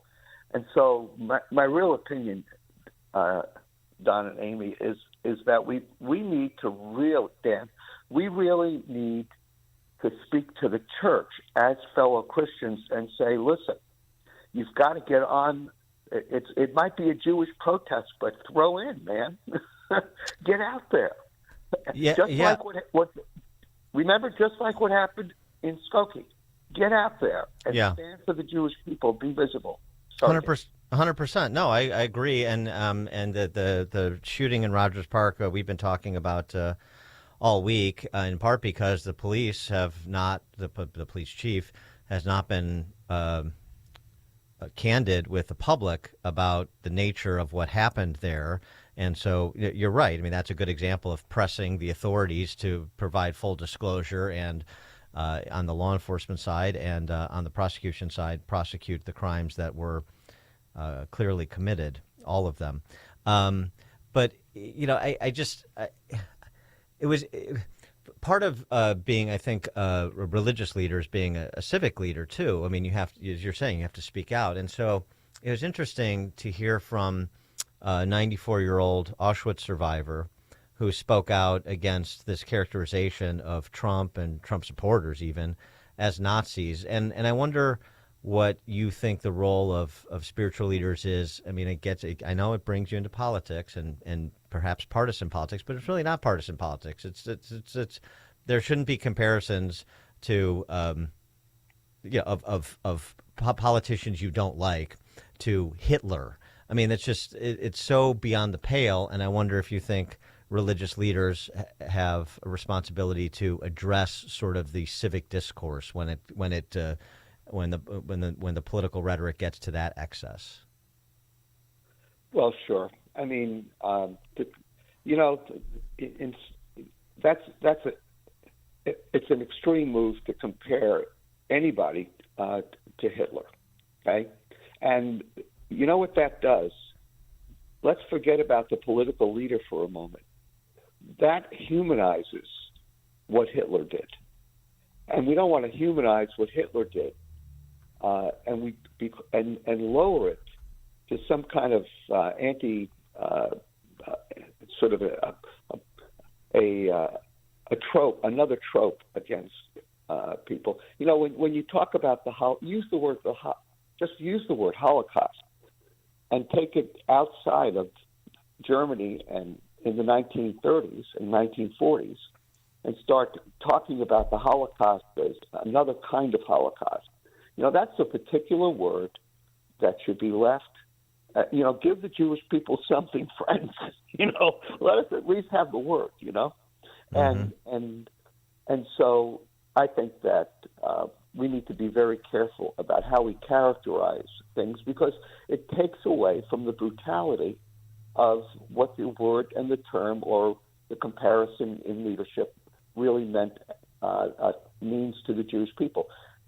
Same thing with Hamas, same thing with Hezbollah, same thing with Iran. Sometimes we reduce the trauma by minimizing the events, And, I've heard very little discussion, really, about the two Iranian attempts to bomb the daylights out of Israel. And I've also not heard a whole lot politically, as an American. I didn't hear about. We should have given America and our military a pat on the back for standing up for Israel. I mean, if it wasn't for U.S. action and the two Iranian onslaughts, we don't know what would have happened. Chosen People Ministries has 30 what we would call missionary families in Israel, and they have a lot of little kids. And I was on the phone with them during these missile attacks and drone attacks, and they were all in bomb shelters and having to deal with kids for 8 to 10 hours in a bomb shelter, something no American would find very, very pleasant. And I haven't heard a whole lot of good comparison, which says the United States stood up for Israel and the Jewish people. I've got to tell you, as a Jewish American, I'm very proud of our country. Absolutely. Dr. Mitch Glazer is the president of the Chosen People Ministries. He was just mentioning one of the oldest and largest Messianic missions in the United States, and he will be at this summit on anti-Semitism at Moody Bible on Saturday, November 9th. Dr. Mitch Glazer, thanks so much for joining us. Appreciate it. Yeah, I really appreciate it. And you can go on the Moody website at moodyconferences.com and register. We'd love to see you there. It's going to be a really meaningful time.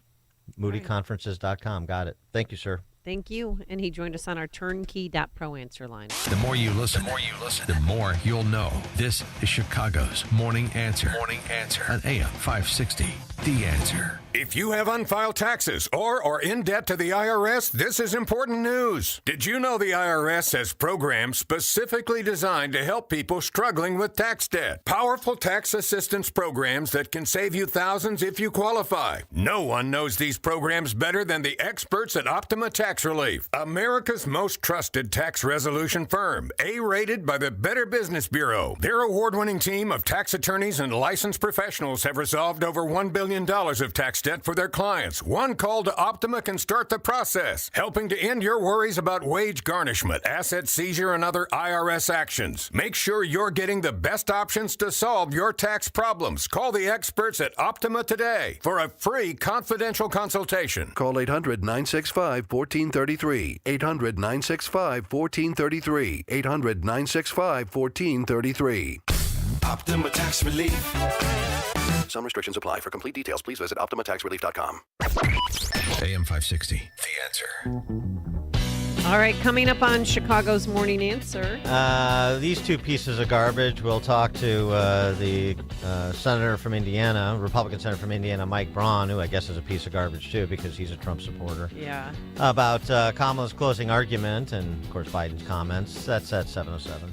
Call me basura. All right, but now let's head into the newsroom for the news here at home and around the world. The one and only Mike Scott. Good morning, Mike. Mayor Johnson expected to give a budget address with a massive property tax hike. Walgreens laying off 250 more workers. Chicago seeing record-breaking temps yesterday and today. Testimony continues in the Madigan trial. And the White Sox hiring Will Venable as manager. WIND Chicago News Time, 7. Just 6 days to go.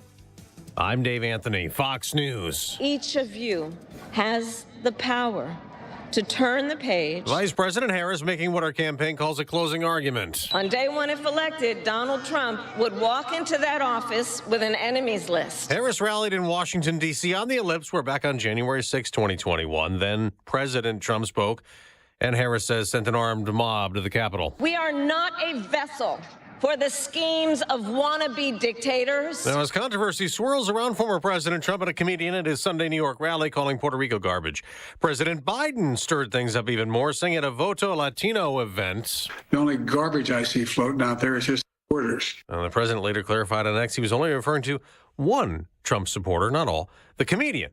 The former president's reaction? Remember Hillary? She said deplorable. And then she said irredeemable, right? But she said deplorable. That didn't work out. Garbage, I think, is worse, right? That was at a Trump rally last night in Allentown, Pennsylvania. Under Kamala, America is a sanctuary for criminal, illegal aliens. Now, this morning, a line is forming for a Trump rally later in North Carolina. The former president will have another one tonight in Wisconsin. Vice President Harris will campaign in Pennsylvania and also, like Trump, have events in Wisconsin and North Carolina, where Fox's Bill Malugin reports from Rocky Mount. The early voting numbers here in North Carolina have been staggering. The state is reporting that as of yesterday, 3.2 million North Carolinians have already cast an early ballot. That accounts for 40% of registered voters in the entire state. More than 52 million Americans have already voted early. There's a disaster in Spain. Flash flooding after heavy rain, turning some roads into rivers, washing away cars, killing at least 63 people. Many others were rescued by boat or even helicopter, lifted off rooftops of homes and cars. America's listening to Fox News. 68 degrees at 7:02 on AM 560. The Answer. Good morning, everyone. I'm Mike Scott. 3 were found dead after a house fire in North suburban Zion on Tuesday night.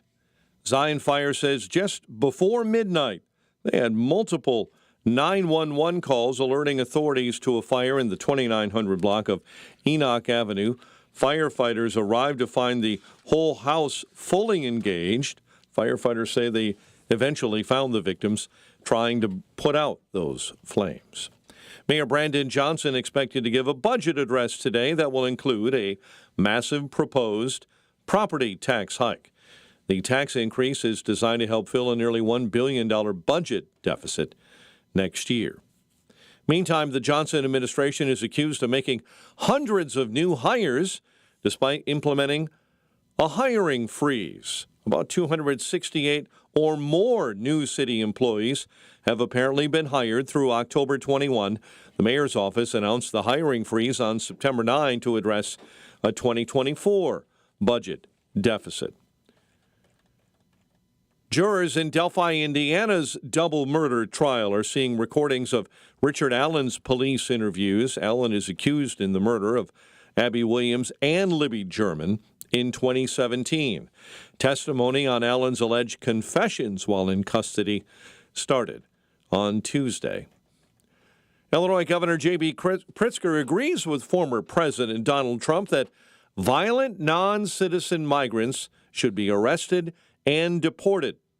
But Pritzker stops there. In Springfield, meeting with reporters, he agrees violent illegal migrant criminals need to be apprehended. They should, be imprisoned, or if they're illegal, undocumented in this country and they're committing violent crimes, they should be deported and turned over to authorities in their countries.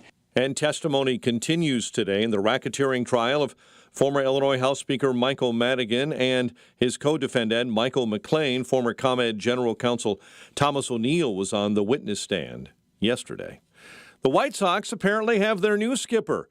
Southsiders hiring Will Venable as their manager yesterday. Yankees are still alive. The Bronx Bombers beating the Dodgers 11-4 at Yankee Stadium, while the Bulls will try to get a winning streak going when they host Orlando at the UC tonight. The news service of AlmostFreeTeeth.com. Overpaying for dental implants is over. If you have medical PPO insurance, find out how you could save 90% off on average to get your smile back. Check if you qualify, AlmostFreeTeeth.com. A check of traffic and weather on the way next on AM 560. The lineup for Freedom Summit Chicago 2024 just got bigger with the addition of Dinesh D'Souza. He joins Dr. Sebastian Gorka and economist Steve Moore, along with Dan Proft, Amy Jacobson, Sean Thompson, John Anthony, Jeannie Ives, and many more. This event will sell out, so get your tickets today at freedomsummitchicago.com. That's freedomsummitchicago.com. Sponsored in part by Willows Academy, Senior Helpers of Naperville, and by the Illinois Family Institute. Hey, Chris. How was your week? Oh, sorry, Jen. I can't talk right now. The network is down again, and I can't access any of my files. What's worse, I'm late for a virtual call and past deadline on a project. Let me help. I'll reboot the cable modem, wait 10 minutes, then reboot the router. Let's see if that works. Sounds easy enough, but I shouldn't have to play resident IT director every time our equipment goes down. I shouldn't be messing with this IT work. I agree. This technical stuff is stressing me out, and I'm tired of getting blamed by the boss for all of these outages. We gotta convince the boss man to find a company to help us. This is just not working. At Turnkey, we understand the importance of having a network you can count on, one that's reliable and doesn't go down. We provide quick, friendly service when things go wrong with no hidden fees for on-site support. Turnkey is the small business champion, delivering world-class service at the price of a monthly car payment. Visit turnkey.pro. That's turnkey.pro.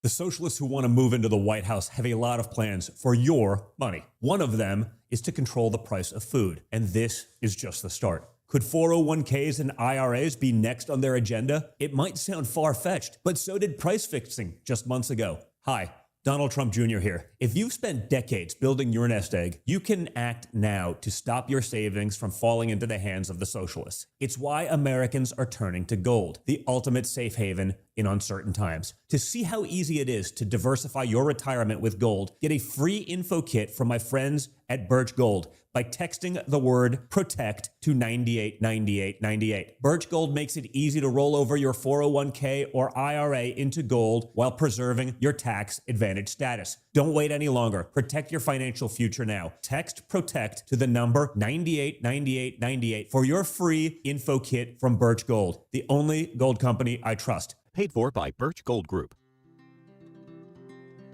Balance of Nature's fruits and veggies supplements, changing the world one life at a time. It's really quite extraordinary. And I'm 68 years old, and I've always been very, very active. My weight is a very good weight. I take care of my home all by myself. I have an acre of land. I'm so sold on this product, I can't tell you. We love the Balance of Nature. Has been amazing. I keep seeing the ad for it, and I'm like, you know what? It wouldn't hurt to have more fiber. I don't know. We just feel better. Start your journey with Balance of Nature supplements. Call 1-800-246-8751 or go to balanceofnature.com and sign up as a new preferred customer. And for a limited time, get 35% off your first order with free shipping and our money-back guarantee. Go to balanceofnature.com or call 1-800-246-8751 and get this special offer by using discount code Chicago. The following is a paid political announcement. Hi, I'm Mark Rice, former Texan, energy entrepreneur, family man, and football coach. I'm running for U.S. Congress in the 8th Congressional District. It's time for something different. We've all had enough of losing to the Democrats and the corrupt career politicians that are ruining our state and cities. I'll take action and bring some common sense to Congress. I'm not afraid to meet head-on the challenges we face daily, like the border situation, crime in our neighborhoods, inflation of everyday items like food, gas, and medical needs. We need to protect our freedoms, and I'm the person to get the job done. The definition of insanity is doing the same thing over and over again, expecting a different result. Support my campaign in the 8th District, and let's take back our country, one House seat at a time. Vote for me, Mark Rice, for Congress. Go to rice4congress.com to get involved. I'm Mark Rice, and I approve this message. Paid for by Mark Rice for Congress Committee. 7:09, let's get an update on the roads. Team Hochberg Traffic Center time. And this update, a service of Papa Nicholas Coffee, Chicagoland tradition for over 5 generations. We're drinking it this morning, combining heritage and innovation in every cup. Hot air roasted locally, cold blended in small batches to ensure premium quality. Choose Papa Nicholas Coffee because great coffee is their family tradition. Online, papanicholas.com. The Kennedy exploding now. Hour 15 and climbing from O'Hare into the Burns Circle interchange. I-55 northbounders, big delays due to an earlier accident now shoved out of your way. That's between Weber Road and the Veterans Memorial Toll, I-355. Delays on the inbound Stevenson, normal for this time of day. Harlem to Kedzie, and 43 into DuSable Lakeshore Drive. Chicago's Morning Answer with Dan and Amy continues next. AM 560 Weather Center forecast. with Steve Williams. Clouds and breaks of sun, windy, warm day today. A high fire risk, the high at 80. For tonight, cloudy, breezy, and warm. Rain, thunderstorm, late low 65. Morning shower tomorrow. Otherwise, clouds and a very windy day. The high 66. Temperatures fall to the 50s. I'm Steve Williams on AM 560. The Answer. 69 at O'Hare, 70 Midway, 66 in Aurora. Your next news update, 7:30. Chicago's Morning Answer continues next on AM 560, The Answer. Now, from the Signature Bank Studios, this is Chicago's Morning Answer with Dan Proft and Amy Jacobson on AM 560, The Answer.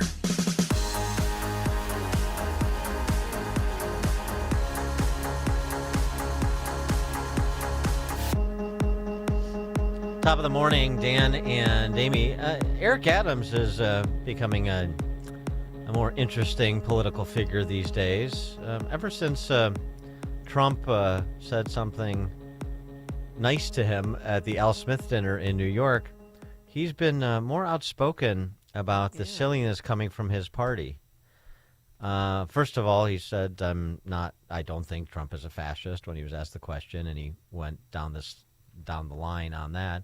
And then yesterday he was asked basically the same question again, and he's really tiring of it now. And they're talking about these real problems we're having. And with all that's going on to everyday New Yorkers, we're asking questions that is someone a fascist or is someone a Hitler. That's insulting to me. That is insulting. And I'm not going to engage in that. Everyone needs to turn down the rhetoric. Because after Election Day, we still have to be the United States and not the divided states. And so if people can't understand there are real issues facing New Yorkers, and I just find it just humiliating that what everyday mom and pops are doing and going through across this country, that here we are having this conversation about this silly item.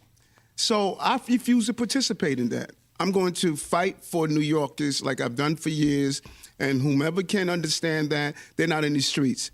When I'm at these town halls, talking to people there, they're not asking me these silly questions. We are in this bubble, you know, and I know you guys really believe these stories you're writing.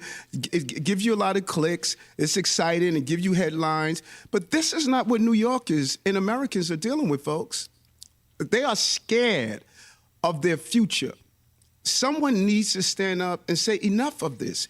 Tone down the rhetoric, let people hear the facts, let them vote, and let's decide what the next 4 years are going to be for our city. And that's my position. I cannot make it any clearer. Maybe the 100,000 people in and around Madison Square Garden on Sunday had some influence on him, too. You know, it's a lot of people. I mean, New York's a big city, but it's representative of something, too. And so why go out of your way to alienate people who may not agree with you on the presidential choice? Let's end the silliness. If you're the mayor of New York, yeah. And I have a friend that was there. She said it was electric.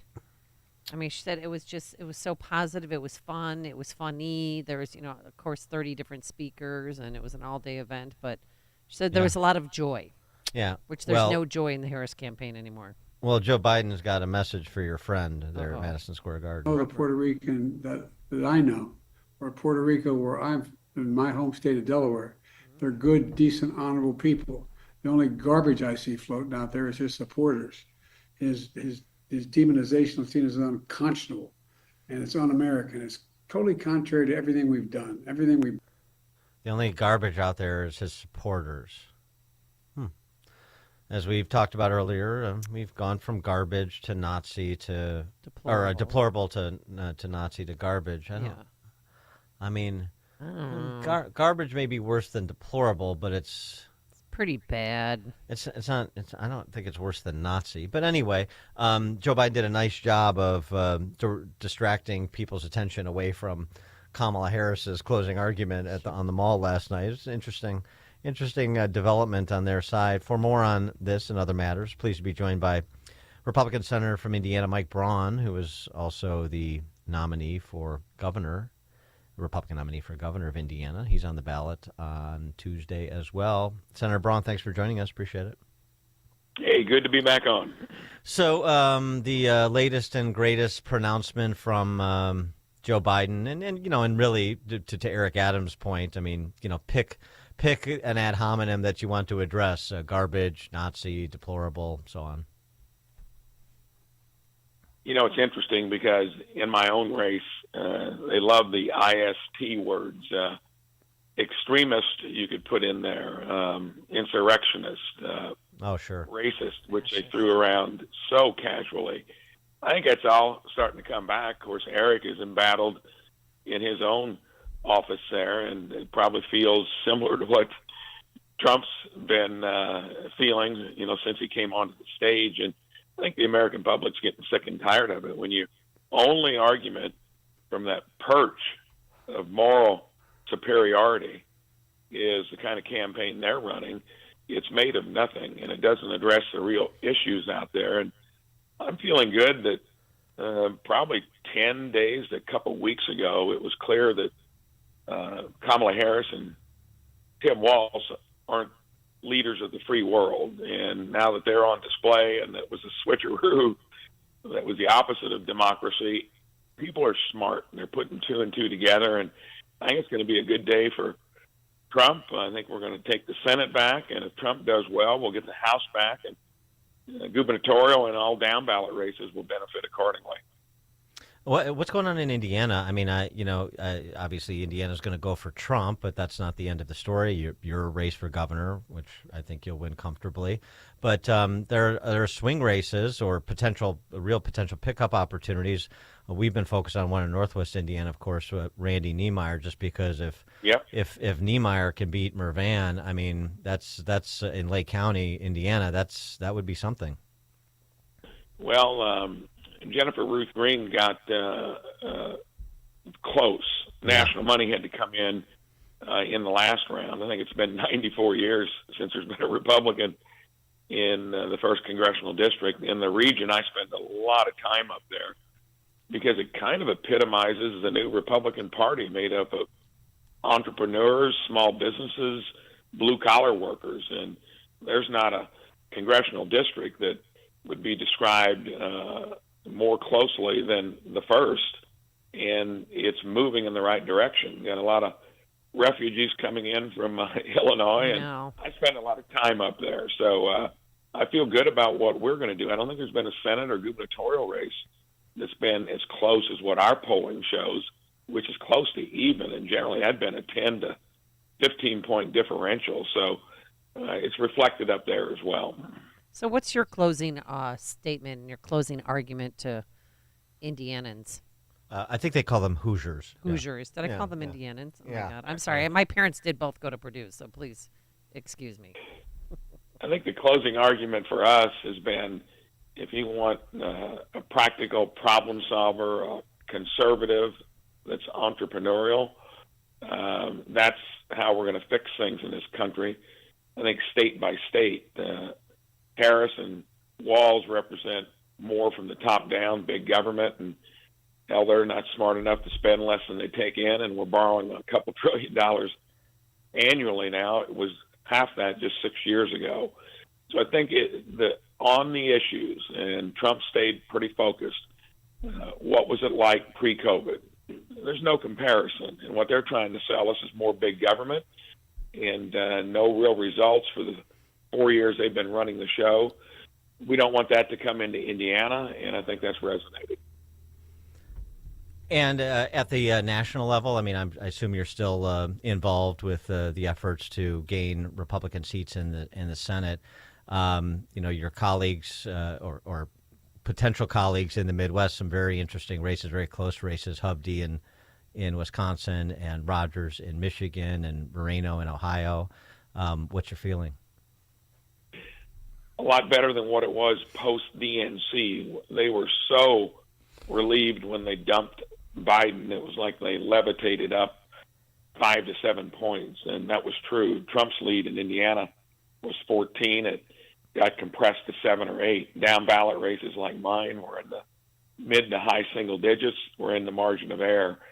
same dynamic across the country. So if this momentum keeps moving in the right direction, and to me it shifted a couple of weeks ago, we're going to get the Senate back, it looks like, nearly certainly, because we'll pick up West Virginia, and now Montana is outside the margin of error, so that gives us 51.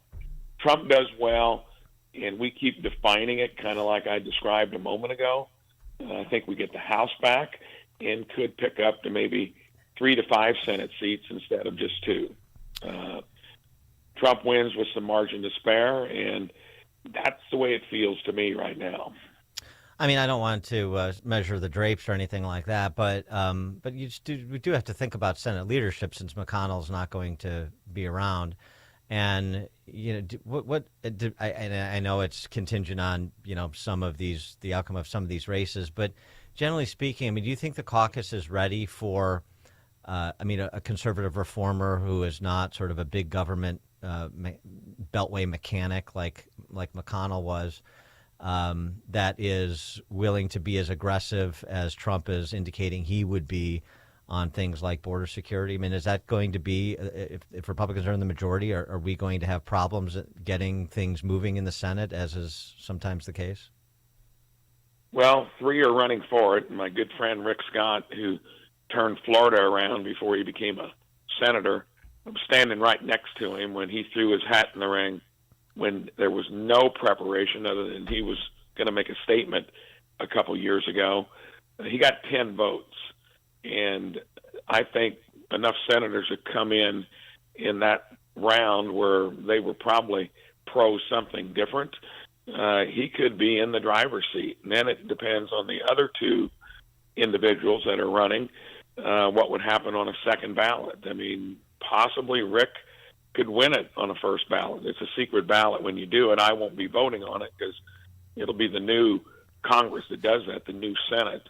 Right. But I'm optimistic that we can get close. And if that happens, then you're going to see the biggest indication of house cleaning at the national level. It'll still be like turning a big freight liner around in the ocean, because it's been this entrenched in kind of a deep state, big bureaucracy, borrow and spend for 4 to 5 decades now. So, but it's possible. It's going to be closer every 2 years, and sooner or later, those there will demand that something changes other than what we've been dished up by the folks running the place over the last several decades. Are you concerned about Senator Ted Cruz? I heard him during an interview yesterday, and that Chuck Schumer and George Soros has spent $100 million and more, probably even more this morning, to try and get his opponent elected so that they can maintain control of the Senate. Have you talked to him at all? Are you concerned about his, the election results for him? Ted's in a group of about 5 or 6 of us that meet on generally Tuesday mornings, a broader group that does on Monday evenings when we're in session. And he's in a state that's, it's our biggest Republican state, but it's not a margin of a New York or California or even Illinois. It's getting more urbanized, and as a result, his race is going to be tighter than what it should be. I think he'll win, and I think Texas, of course, will go for Trump, but Florida's gaining. Redness, Texas is slightly losing it. And you got to remember, New York, California, and Illinois have huge margins. Good news is Pennsylvania's starting to wobble, and it's wobbling in a way that would be purple-red as opposed to purple-blue. A lot of moving parts out there, and I think common sense and the results of bad governance rule what happens down the road. Yeah, there's another Senate race, McCormick versus Casey. That's in play too. Wanted to just check in with you. Last time we spoke, we talked a bit about Logansport, Indiana, having an influx of migrants, and being another small Midwestern town. There seems to be a growing number that is beset by this influx of people from other countries. And just see if you had any update on that and what's going on, generally speaking, at the state level. They are enterprisers on things they want to do. And, of course, that is temporary protected status, which is legal. And when those numbers are dumped into a town of like 18,000, there's no way local services or job markets can support it. So that's the other tool, other than open border, crassly calculated, that it all ends up turning into voters down the road. I think that's a big miscalculation, but for Springfield, Ohio, Logansport, Indiana, that's just another way they push that kind of approach, and I think that's on trial here in this election as well. So I think Hoosiers and folks that live in Logansport are probably going to be voting largely for Trump. Mike Braun, a Republican senator from Indiana, soon to be the next Republican governor of Indiana. Mike Braun for Indiana.com is the website. Senator Braun, thanks so much for joining us, and good luck on Tuesday. My pleasure. Thank you. And he joined us on our turnkey.pro answer line. It's like a hot, steaming cup of information to start your day. It's Chicago's Morning Answer on AM 560. The Answer. Robinhood is introducing forecast contracts so you can trade the presidential election. Through Robinhood, you can now trade financial derivatives contracts on who will win the U.S. presidential election, Harris or Trump, and watch as contract prices react to real-time market sentiment. Each contract you own will pay $1 on January 8, 2025, if that candidate is confirmed as the next U.S. president by Congress. Learn more about the presidential election contracts on Robinhood at www.robinhood.com/election. The risk of loss in trading commodity interests can be substantial. You should therefore carefully consider whether such trading is suitable for you in light of your financial condition. Restrictions and eligibility requirements apply. Commodity interest trading is not appropriate for everyone. Display prices are based on real-time market sentiment. This event contract is offered by Robinhood Derivatives, a registered futures commission merchant and swap firm. Exchange and regulatory fees apply. This station does not recommend any specific investment. All right, just waking up. How are your joints? Are you feeling achy? Just want to crawl back in bed? Does it hurt doing the most routine activities? Well, have they told you it's time for knee or hip replacement surgery? Well, stop what you're doing and listen. You deserve a life of comfort and ease with no surgery and no meds. And if you're a good candidate for these new treatments, QC Kinetics can get you there. These are the nation's leaders in regenerative cellular treatments for joint pain, led by Dr. Mitchell Scheinkup. He's a pioneer in this technology that's giving people like you an option other than surgery. Folks, it's an all-natural approach that harnesses your own body's healing properties to treat the root cause of your arthritic pain or pain due to injuries. Everybody's talking about this, really, all the cool kids. QC Kinetics joint pain treatments are life-changing for so many people. Tens of thousands of satisfied patients, with more every day. Yes, you can have real, lasting relief from chronic joint pain without drugs, without surgery, without downtime. Learn about all of your options at QC Kinetics. The consultations are free with Saturday appointments available. The number to call is 312-809-5955, 312-809-5955. That's 312-809-5955. 5955. This is David Hochberg with an emergency mortgage alert.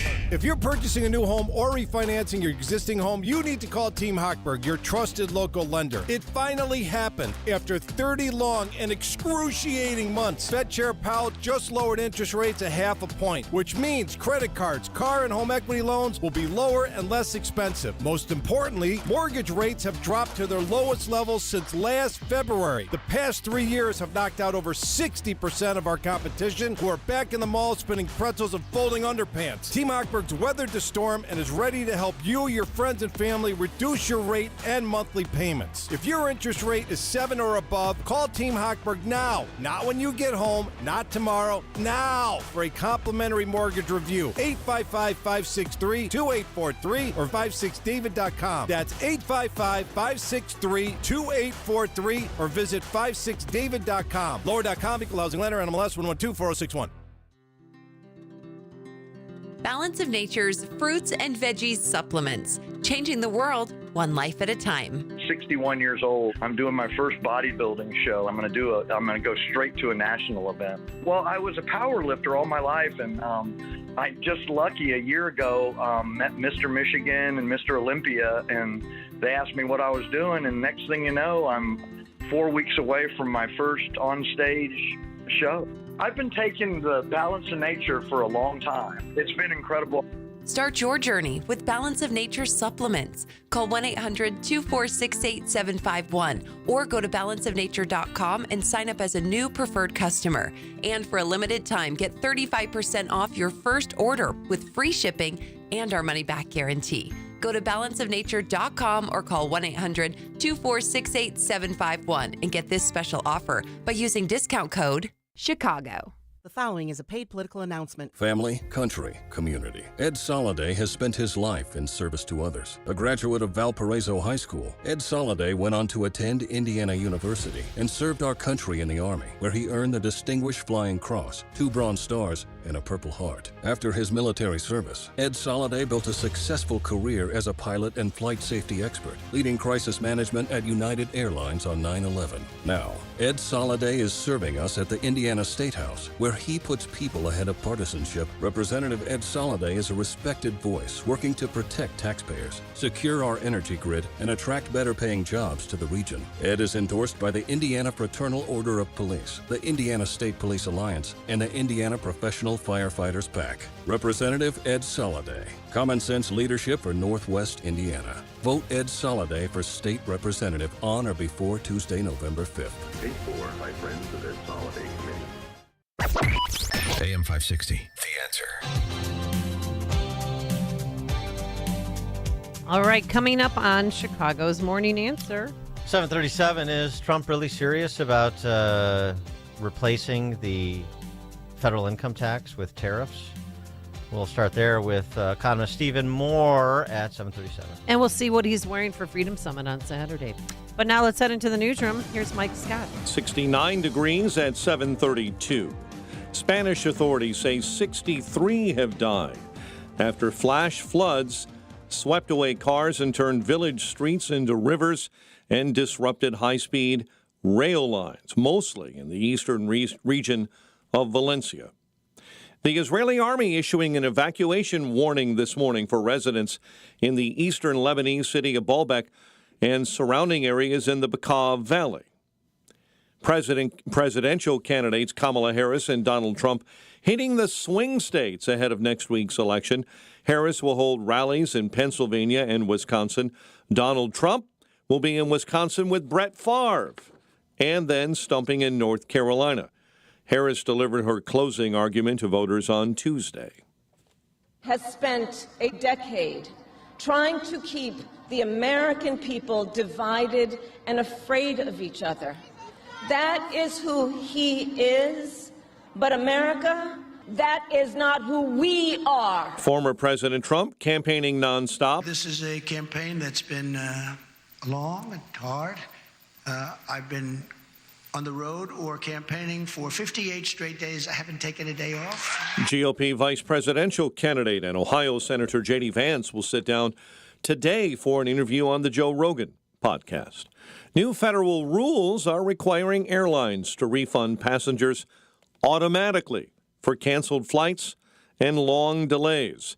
The rules from the DOT on canceled flights will require airlines to provide cash refunds promptly without customers needing to ask. The president of Harvard University saying this morning he has no intention of divesting from Israel. Harvard President Alan Garber is rejecting calls for Harvard to reduce that financial exposure. 3 were found dead after a house fire in Zion Tuesday night. It was the fire broke out around midnight in the 2900 block of Enoch Avenue.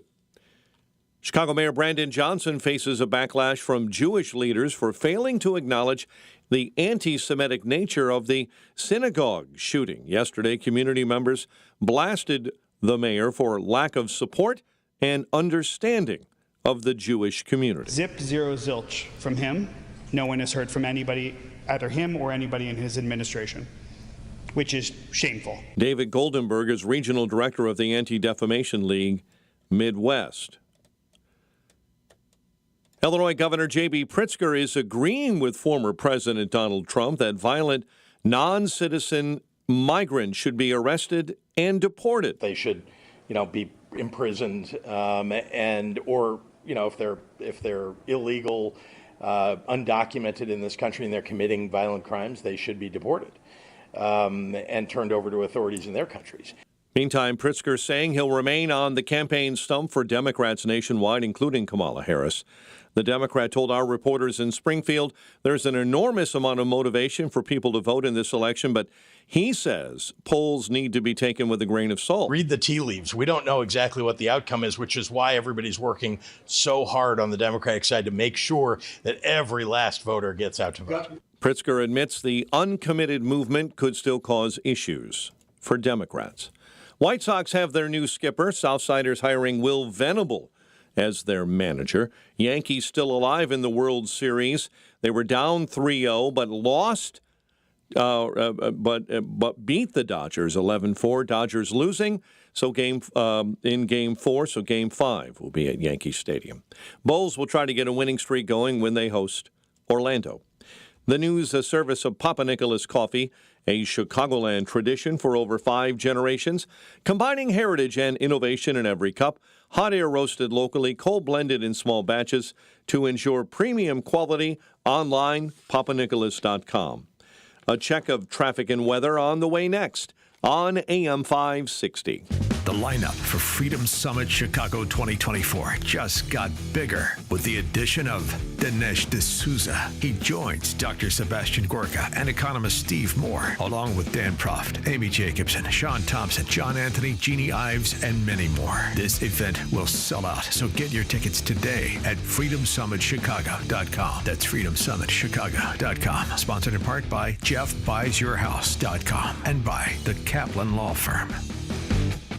The following is a paid political announcement. Family, country, community. Ed Soliday has spent his life in service to others. A graduate of Valparaiso High School, Ed Soliday went on to attend Indiana University and served our country in the Army, where he earned the Distinguished Flying Cross, 2 Bronze Stars, and a Purple Heart. After his military service, Ed Soliday built a successful career as a pilot and flight safety expert, leading crisis management at United Airlines on 9/11. Now, Ed Soliday is serving us at the Indiana State House, where he puts people ahead of partisanship. Representative Ed Soliday is a respected voice working to protect taxpayers, secure our energy grid, and attract better-paying jobs to the region. Ed is endorsed by the Indiana Fraternal Order of Police, the Indiana State Police Alliance, and the Indiana Professional Firefighters PAC. Representative Ed Soliday. Common sense leadership for Northwest Indiana. Vote Ed Soliday for state representative on or before Tuesday, November 5th. Paid for by Friends of Ed Soliday Committee. Balance of Nature's fruits and veggies supplements, changing the world one life at a time. 61 years old. I'm doing my first bodybuilding show. I'm going to go straight to a national event. Well, I was a power lifter all my life, and I just lucky a year ago met Mr. Michigan and Mr. Olympia, and they asked me what I was doing, and next thing you know, I'm 4 weeks away from my first on-stage show. I've been taking the Balance of Nature for a long time. It's been incredible. Start your journey with Balance of Nature supplements. Call 1-800-246-8751 or go to balanceofnature.com and sign up as a new preferred customer. And for a limited time, get 35% off your first order with free shipping and our money-back guarantee. Go to balanceofnature.com or call 1-800-246-8751 and get this special offer by using discount code Chicago. The following is a paid political announcement. Have you heard about this guy, Donald Rainwater? I sure have. Guy was a deadbeat dad. Total loser. Not only did Rainwater repeatedly fail to pay his child support, he filed for bankruptcy and had his car repossessed. But what did a court find he spent the money on? Cigarettes. Hasn't he run for office twice before and lost each time? Sure has. Maybe that's why he wants the job, so taxpayers pay off all his debts. But there's someone even worse than Rainwater. This Jennifer McCormick character is a really out there liberal. Yeah, she's a pro-Biden and pro-Kamala liberal. She opposed school choice, she supports boys in the girls' locker room, and did you hear what she said about Hillary Clinton? Did you vote for Hillary Clinton? She had some great, world foreign experience, so I did vote for Hillary Clinton. Jennifer McCormick, she's hopelessly liberal. I'm not voting for Rainwater or McCormick. They're both losers in my book. Paid for by Indiana Republican State Committee, Inc. Is thinning hair or a receding hairline making you self-conscious? Try Hair Grow from New Nordic. Stop feeling embarrassed about thinning hair and start feeling your best with Hair Grow. 7:40. Let's get an update on the roads. Team Hochberg, traffic center time. And this update is a service of the Chicago Board of Elections. Early voting in downtown Chicago now open through Election Day, November 5th. Go to the Chicago Voting Super Site, 191 North Clark, or the board offices, 69 West Washington, or go to chicagoelections.gov for more information. Kennedy at an hour 20, O'Hare into the Burns Circle interchange. The Ike stop and go inbound, 25th to Ashland. It's an hour 8 into the old post office. Stevenson, an hour 9 into DuSable Lakeshore Drive. DuSable Lakeshore Drive jamming up southbound between Irving Park and Fullerton. Chicago's Morning Answer with Dan and Amy continues next. Now your official Chicagoland weather forecast.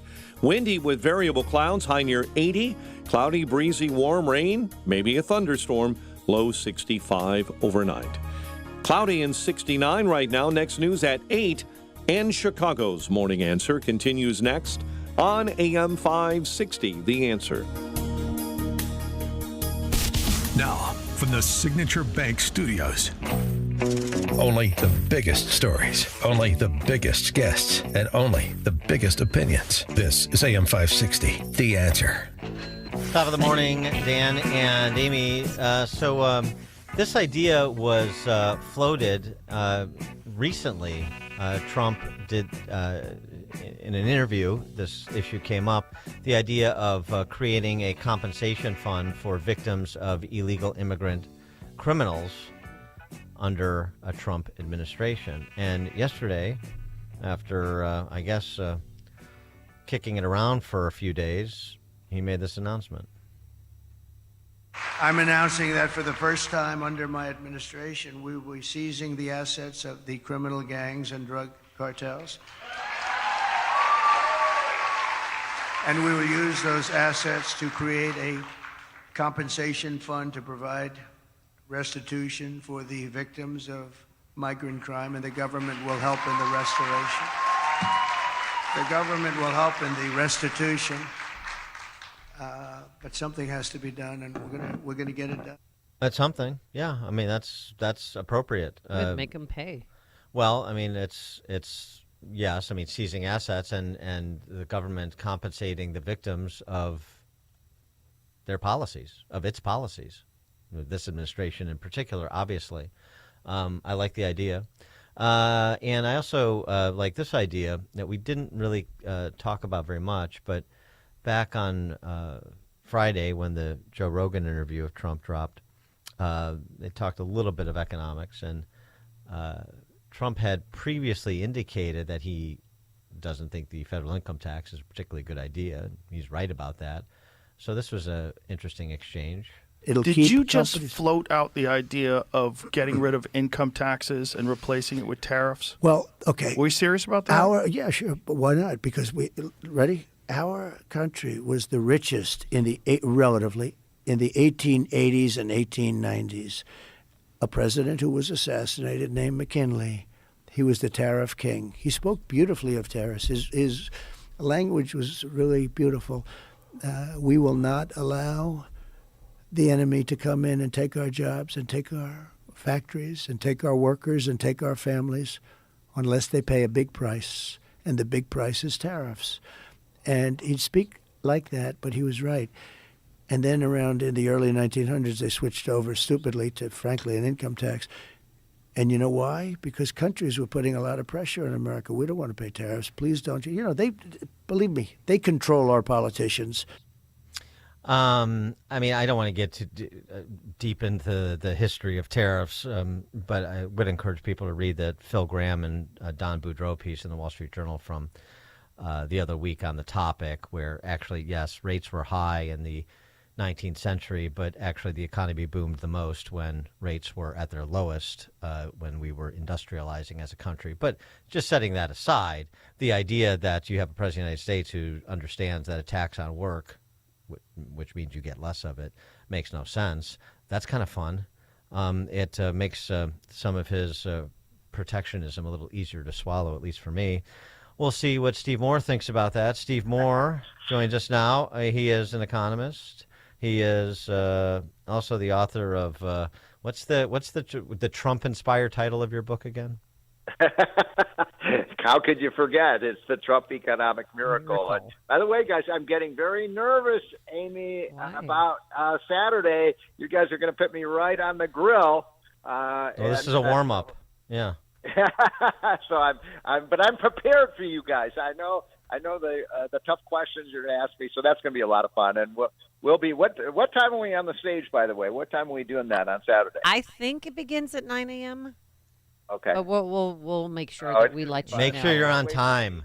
Yes, be on time. And what are we wearing, guys? Let's have girl talk. Are we wearing suits, or are you going to wear a golf outfit, Dan? All I know is I'm wearing a MAGA hat. Okay. There you go. The new black one, the cool one? Dark MAGA. That's hot. We should sell those at events. But I have to tell you guys, I was in Madison Square Garden on Saturday, and what was really cool about it, I got it just because it wasn't really what happened in the garden.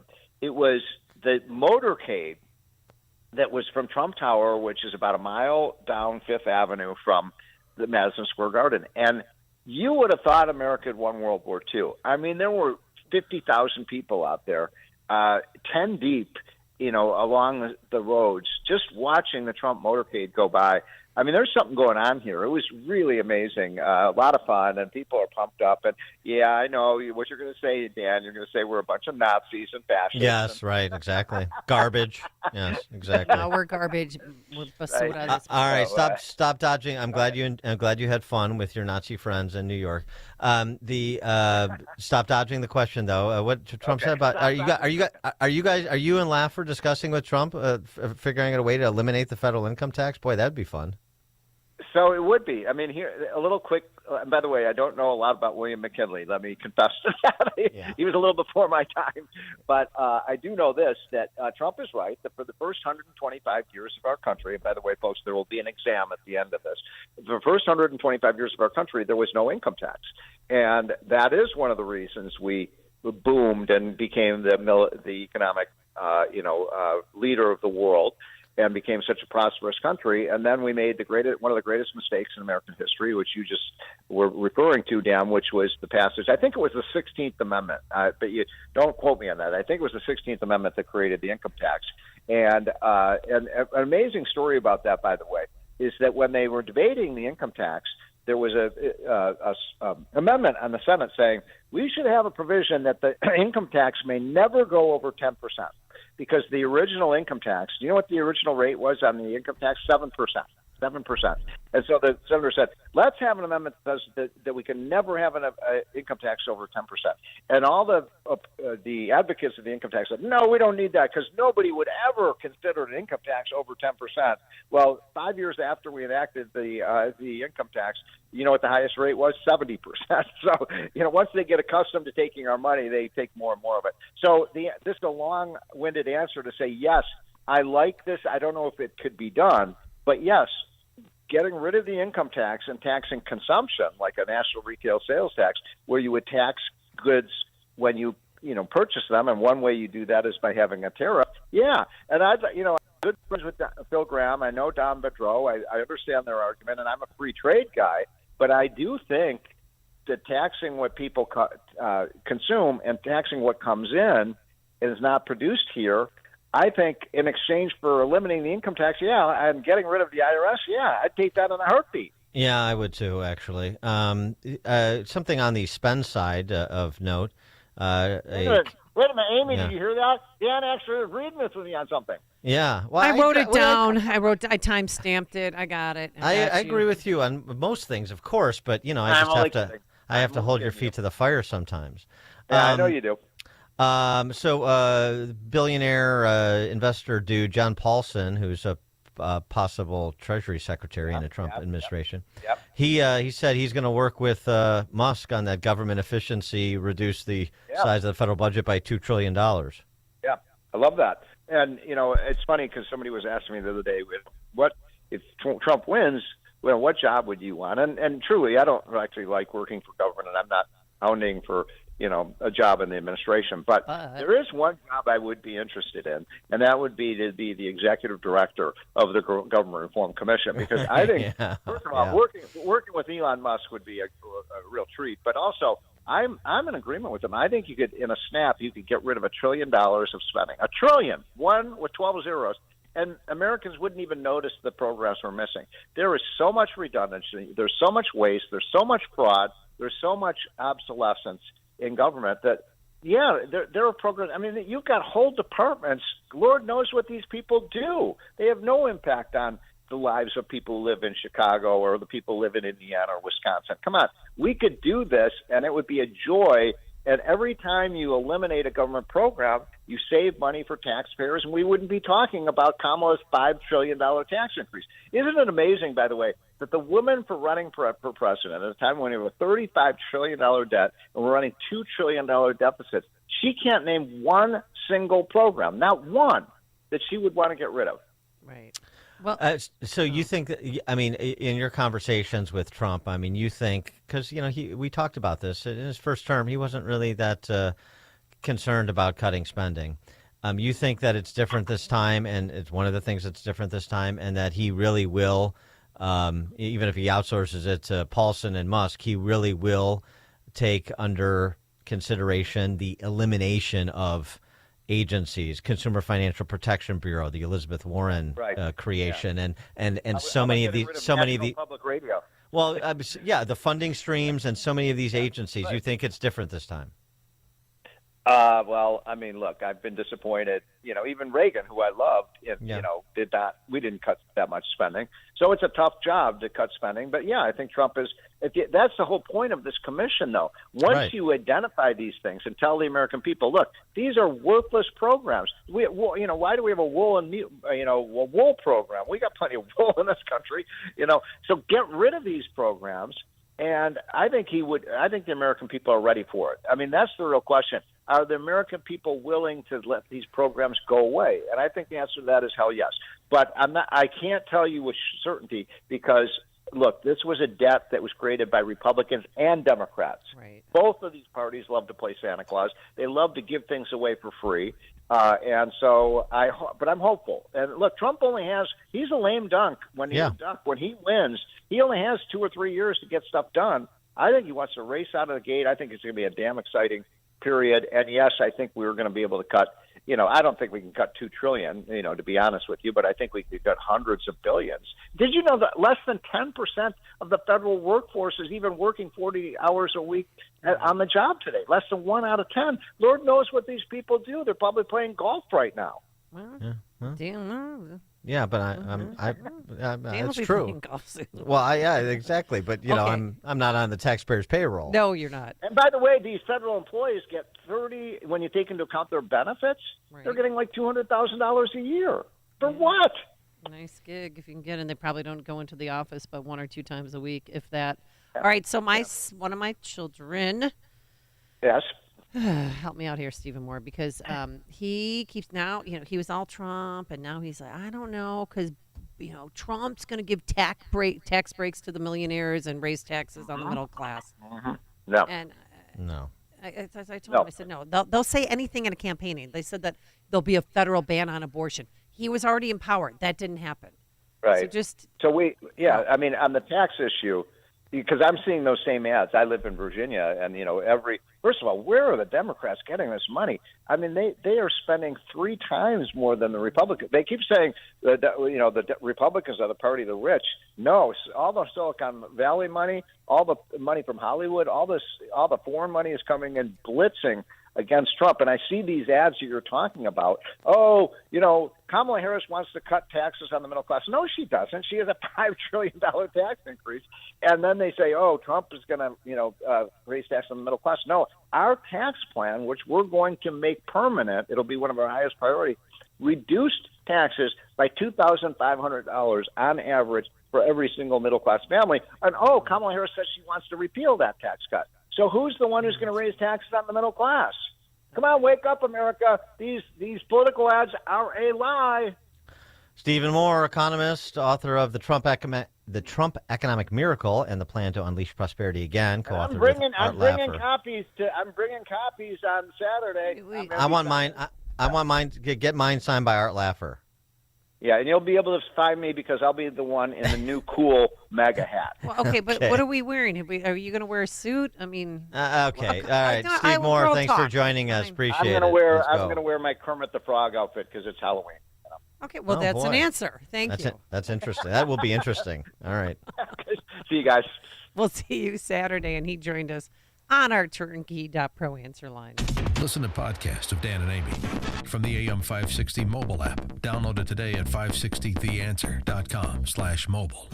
The following is not an actor, but a real-life story from Trinity Debt Management. My debt problem started probably about 2016. I needed my life to change financially. I called Trinity, and I ended up joining based on high credit card bills and high interest rate. And my counselor at Trinity has been great, and Trinity has been helping me to get on the right path of paying off these credit card bills, bringing down the interest rate. They have consolidated my bills into one low monthly payment. And now I am finally getting out of credit card debt. So I just want to say thank you, Trinity, for showing me a better and greater path. If you're in debt and you need help, call Trinity at 1-800-990-6976. My name is Sharon, and soon I will be debt-free for keeps. 1-800-990-6976. I'm worried about Mom. She's having a tough time moving around the house. Oh, I know. She still thinks she can do everything on her own. Exactly, but I've been over there every day this week, helping her navigate the stairs, cooking meals, reminding her to take her medicine. I'm always nervous when I leave. You know what? I admire you for taking care of Mom.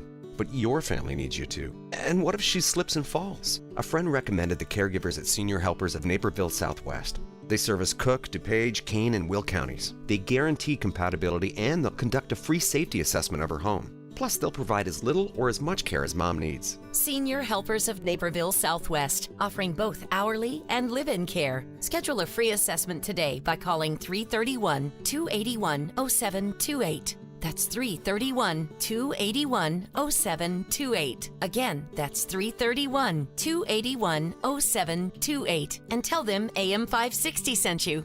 Senior Helpers of Naperville Southwest. Senior care, only better.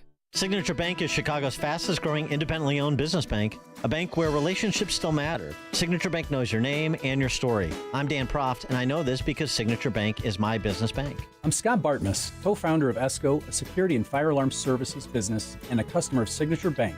We work hard to give our customers peace of mind, so it's nice to know that while we have our customers' backs, partners like Signature Bank have ours. When COVID hit, there was a lot of uncertainty for many businesses, particularly surrounding the PPP loan program, with parameters and deadlines changing constantly.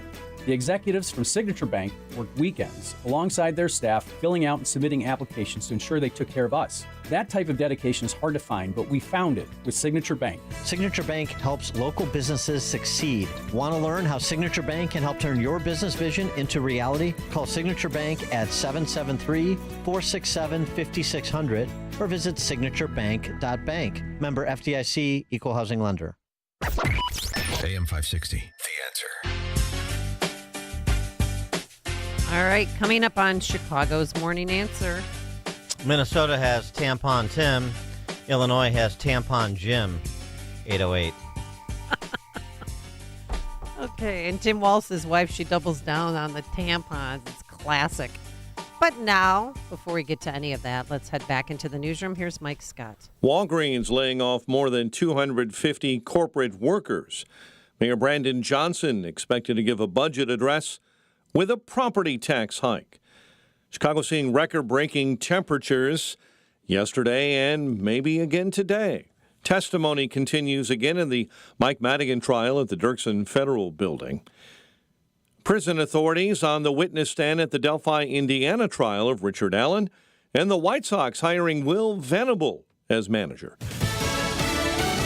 The economy slowed a tad over the summer. I'm Dave Anthony, Fox News, and a report 6 days before the election gauging GDP, a broad measure of economic sectors and services. The growth came in at 2.8%, and the estimate was 3%. So it came in weaker than expected, and this is weaker than the quarter prior. Fox Business Network Cheryl Casoni. The GDP growth over the spring was 0.2 more at 3%. Now, more voters in polls have said they prefer former President Trump to handle the economy than Vice President Harris. He told Fox's Hannity. We had no inflation whatsoever. We had a great economy, maybe the best ever. I think the best economy anyone's ever had. And when you see what's happened to our country, it's very sad. That was before the former president's rally last night in Pennsylvania. We're going to defeat Kamala Harris and the media. Amid all the controversy over a comedian at Trump's Sunday rally in New York calling Puerto Rico garbage, the former president says they're making a big deal out of someone he doesn't even know. President Biden's gotten involved, angering Republicans, saying this to Voto Latino. The only garbage I see floating out there is his supporters. His demonization of seen as unconscionable. Well, the president later clarified in a post on X that he was referring to hateful rhetoric by one Trump supporter, the comedian. Vice President Harris rallied in Washington, D.C. We know who Donald Trump is. She spoke at the Ellipse, where on January 6, 2021, then President Trump rallied supporters, and then Harris said he sent an armed mob to the Capitol. This is someone who is unstable, obsessed with revenge, consumed with grievance, and out for unchecked power. Today, both Trump and Harris will campaign in North Carolina and then have dueling rallies at about the same time in Wisconsin. The vice president will also go to Pennsylvania. All of those are considered toss-up states in the election 6 days away. And the early voting numbers show that more than 52 million Americans have already cast ballots. America's listening to Fox News.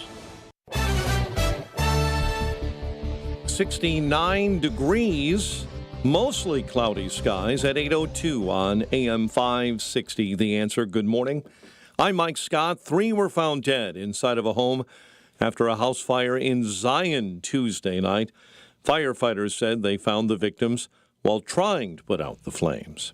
Chicago's mayor faces a backlash from Jewish leaders for failing to acknowledge the anti-Semitic nature of a weekend synagogue shooting. Yesterday, community members and religious leaders blasted the mayor for his lack of support and understanding of the Jewish community. Zip, zero, zilch from him. No one has heard from anybody, either him or anybody in his administration, which is shameful. David Goldenberg is regional director of the Anti-Defamation League of the Midwest. The mayor is expected to give a budget address today that may include a massive proposed property tax hike. The tax increase designed to help fill a nearly $1 billion budget deficit in spite of Johnson promising several times during his election campaign that he would not raise property taxes. The White Sox have a new skipper. Southsiders hire Will Venable as their manager yesterday. Yankees still alive in the World Series, topping the Dodgers 11-4 in Game 4 at Yankee Stadium. And the Bulls will try to get a winning streak going when they host Orlando and the Magic at the United Center tonight. AM 560 News Time on WIND Chicago is a service of Balance of Nature fruits and veggies in a capsule. Order online at balanceofnature.com. Use coupon code Chicago to save 35% as a preferred customer. Hurry, offer ends soon. 8:03, time for the AM 560 Business Beat, a service of Signature Bank. Visit signaturebank.bank for all your commercial banking needs. And now the latest from the Fox Business Network. I'm Elizabeth McDonald, and this is the Fox Business Report. Eli Lilly shares are down more than 9%. Sales of its weight loss and diabetes drugs, Mounjaro and Zepbound, rose, but not as much as Wall Street was expecting. And the company's lowering expectations for the year. Lilly made a profit in the quarter after losing money a year ago. Construction, mining, and farm equipment giant Caterpillar saw its business slow in recent months. Earnings were disappointing. Health insurer Humana is reporting a better-than-expected quarter. It signed up more people than predicted for its Medicare Advantage service. Earnings were down from a year ago. Volkswagen now says it can't rule out a strike by its unions in Germany as it works on cost-cutting it says is crucial for its future. That's your Fox Business Report. I'm Ginny Cosola. Invested in you. 8:05 and a check of traffic and weather on the way next on AM 560. The lineup for Freedom Summit Chicago 2024 just got bigger with the addition of Dinesh D'Souza. He joins Dr. Sebastian Gorka and economist Steve Moore, along with Dan Proft, Amy Jacobson, Sean Thompson, John Anthony, Jeannie Ives, and many more. This event will sell out, so get your tickets today at freedomsummitchicago.com. That's freedomsummitchicago.com. Sponsored in part by Aid for Women, Best Dental Group of Bartlett, and by the Michael Alfaro Radio Show. If you're living with chronic joint pain in your knees, hips, lower back, and shoulders, I've got exciting news for you. Emmitt Smith, all-time rushing leader and Hall of Famer. Now you can get relief from pain without harmful medications and surgery. Call my guys at QC Kinetics. QC Kinetics specializes in biologic therapies that can repair and restore damaged tissue. I'm talking about natural pain treatments now available, not just for pro athletes, but to people like you. At QC Kinetics, we're seeing patients every day who suffer from chronic joint pain but who desperately wanted to avoid surgery. We're treating joint pain with biologic therapies, regenerative solutions with long-lasting results. Listen, it's all about getting your life back. Playing touch football with kids, walking upstairs pain-free, getting back on a job, and patients at QC Kinetics are raving about the results. QC Kinetics. Call to learn more about restorative treatments that can get you back in the game. Call QC Kinetics, 312-809-5955. That's 312-809-5955. 312-809-5955. Balance of Nature's fruits and veggies supplements, changing the world one life at a time. I'm a doctor myself. I've used it and I've turned a lot of my patients onto it as well. It's a good product. You know, Balance of Nature is becoming pretty important out there to a lot of people. And when I first started, I was really impressed. I'm a healthcare professional, trained as a pharmacist. So anything that's natural I like. And so it made a lot of sense. Start your journey with Balance of Nature supplements. Call 1-800-246-8751 or go to balanceofnature.com and sign up as a new preferred customer. And for a limited time, get 35% off your first order with free shipping and our money-back guarantee. Go to balanceofnature.com or call 1-800-246-8751 and get this special offer by using discount code CHICAGO. The socialists who want to move into the White House have a lot of plans for your money. One of them is to control the price of food, and this is just the start. Could 401ks and IRAs be next on their agenda? It might sound far-fetched, but so did price fixing just months ago. Hi, Donald Trump Jr. here. If you've spent decades building your nest egg, you can act now to stop your savings from falling into the hands of the socialists. It's why Americans are turning to gold, the ultimate safe haven in uncertain times. To see how easy it is to diversify your retirement with gold, get a free info kit from my friends at Birch Gold by texting the word PROTECT to 989898. Birch Gold makes it easy to roll over your 401k or IRA into gold while preserving your tax advantage status. Don't wait any longer. Protect your financial future now. Text PROTECT to the number 989898 for your free info kit from Birch Gold, the only gold company I trust. Paid for by Birch Gold Group. 8:08. Let's get an update on the roads. In our Team Hochberg Traffic Center, we see an hour and 17 right now on the Kennedy inbound from O'Hare to the Burns Circle interchange. I-55 stop and go between Veterans Parkway and the Veterans Memorial Toll Road, I-355. That's all due to a much earlier accident, but delays remain. Inbound on the Dan Ryan, 31 95th into the Burns Circle interchange. DuSable Lakeshore Drive, jamming up northbound between the Stevenson and Monroe. Traffic, a service of AlmostFreeTeeth.com. Overpaying for dental implants is over. If you have medical PPO insurance, find out how you could save 90% off on average to get your smile back. Check if you qualify, AlmostFreeTeeth.com. Chicago's Morning Answer with Dan and Amy continues next. AM 560 Weather Center forecast with Steve Williams. Clouds and breaks of sun, windy, warm day today. A high fire risk, the high at 80. For tonight, cloudy, breezy, and warm. Rain, thunderstorm, late low 65. Morning shower tomorrow. Otherwise, clouds and a very windy day. The high 66. Temperatures fall to the 50s. I'm Steve Williams on AM 560. The Answer. 69 at O'Hare. Next news coming up at 8:30. Chicago's Morning Answer continues next on AM 560. The Answer. Now, from the Signature Bank Studios,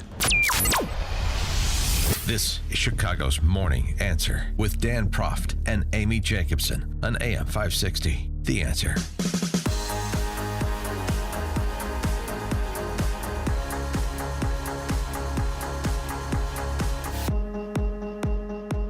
Well, good morning, Dan and Amy.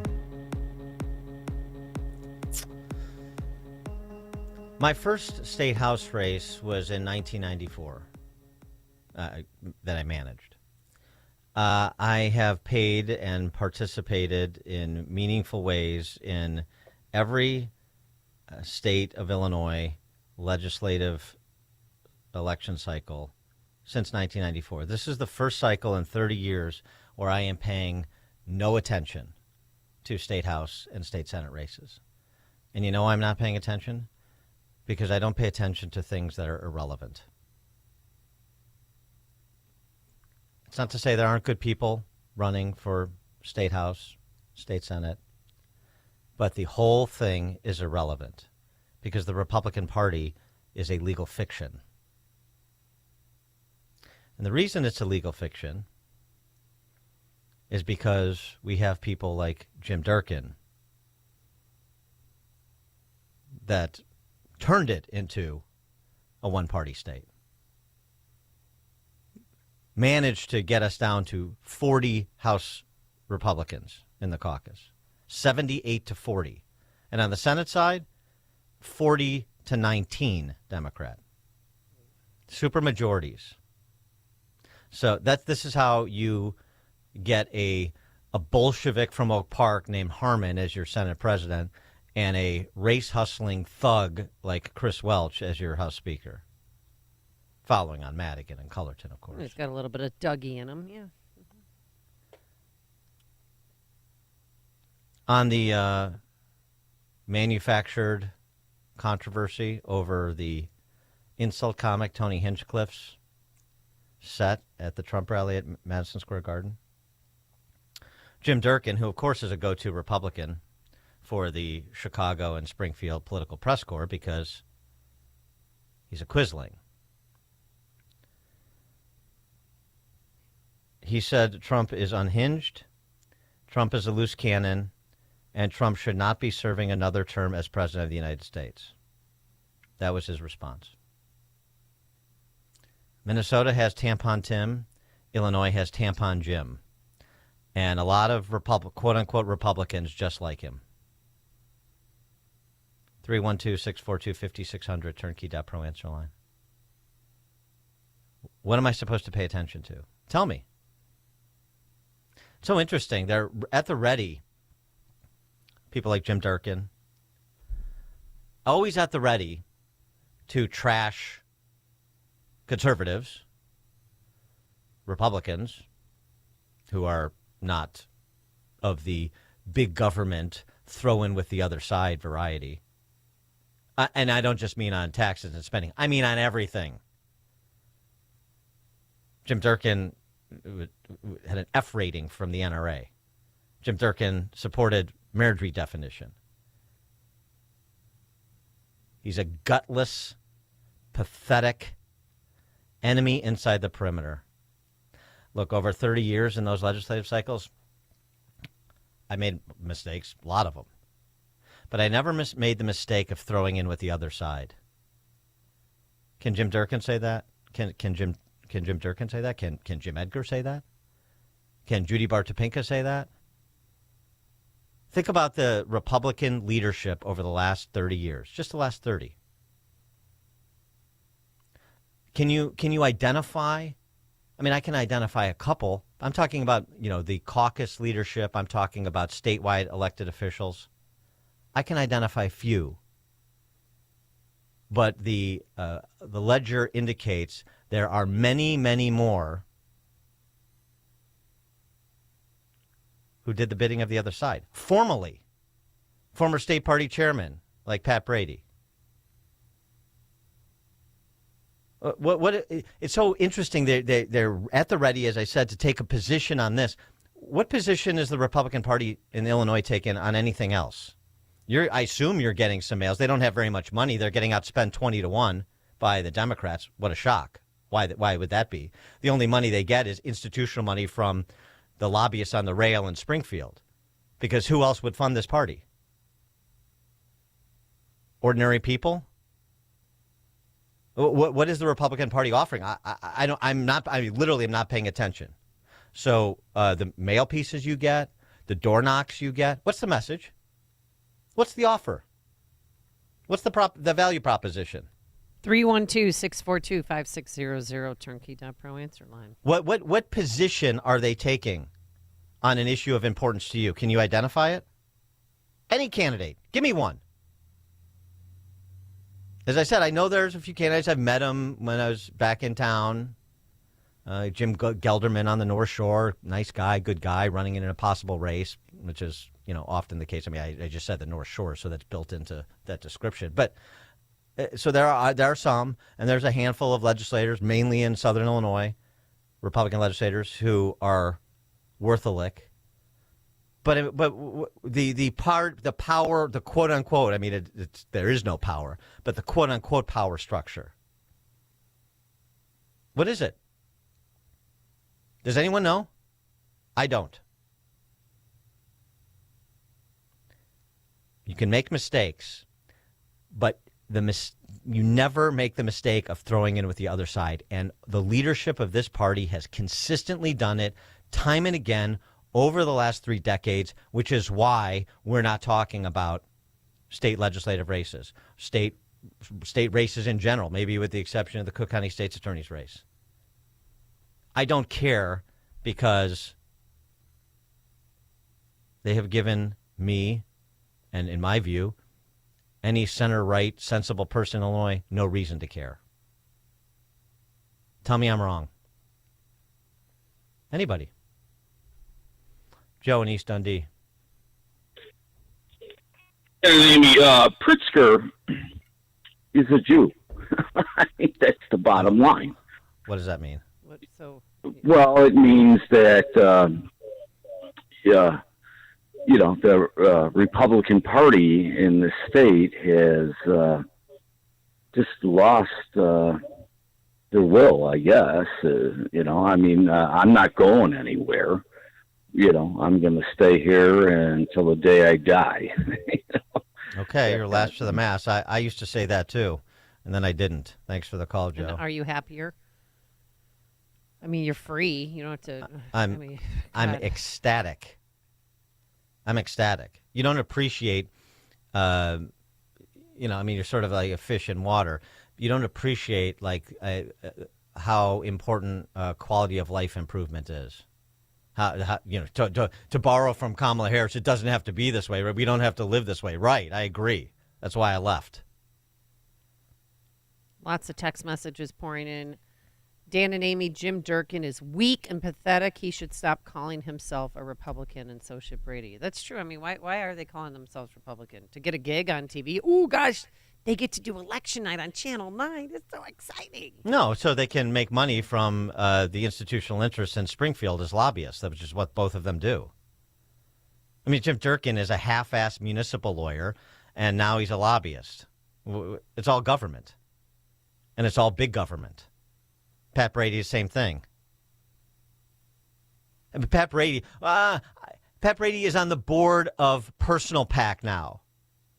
As I mentioned before, when we debated at City Club back in the day, I'm a conservative. I'm 100% pro-life and this and that. Yeah, and then a couple of years later, he's on the board of Personal PAC. They are enemies inside the perimeter. I've been saying it for decades, and a lot of people didn't want to listen, and especially the donor class, with few exceptions. And so this is what they have wrought. Just as I say the same thing with the power structure in the city of Chicago. You don't like Lori Lightfoot? You don't like Brandon Johnson even more? This is what the power structure wrought. This is what we did to ourselves. It's the story in Chicago. It's the story of the Illinois Republican Party. Jim and Lyle. Morning. Sister Eloise from St. William Grade School. Please forgive me what I'm about to say. I hate Jim Durkin, and I'm with you 1,000%. I don't give energy into lost causes, which is what the Illinois General Assembly is. However, one exception. It is my life's mission, because I live in the district, to get rid of Ann Stava Murray, and we have a great candidate, Aaron Porter, who's a law enforcement officer. Anybody who lives in Woodbridge, Westmont, Lisle, Naperville, part of Bolingbrook, please get rid of this woman and vote for Aaron Porter. All right, fair enough. Thank you. Thanks for the call, Jim. And I mean, so I hope that Aaron Porter guy wins. Me too. But it won't make a difference. It won't mean anything. It won't mean anything until the leadership of the Republican Party stops being these timid little people, sad little men and women like Tony Fauci, sad little man. That's what Durkin is.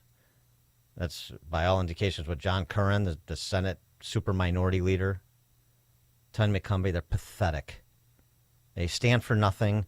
They do nothing. They believe in nothing. And until the Republican Party has leadership that is willing to institute some discipline, there's no desire to discipline anybody in the party.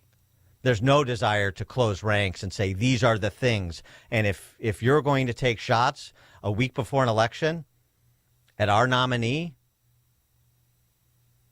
then you're outside of our perimeter permanently. Never happens. Everybody, McCumbee and Curran, they're hiding under their desks. They wouldn't even comment on it. They dodged it.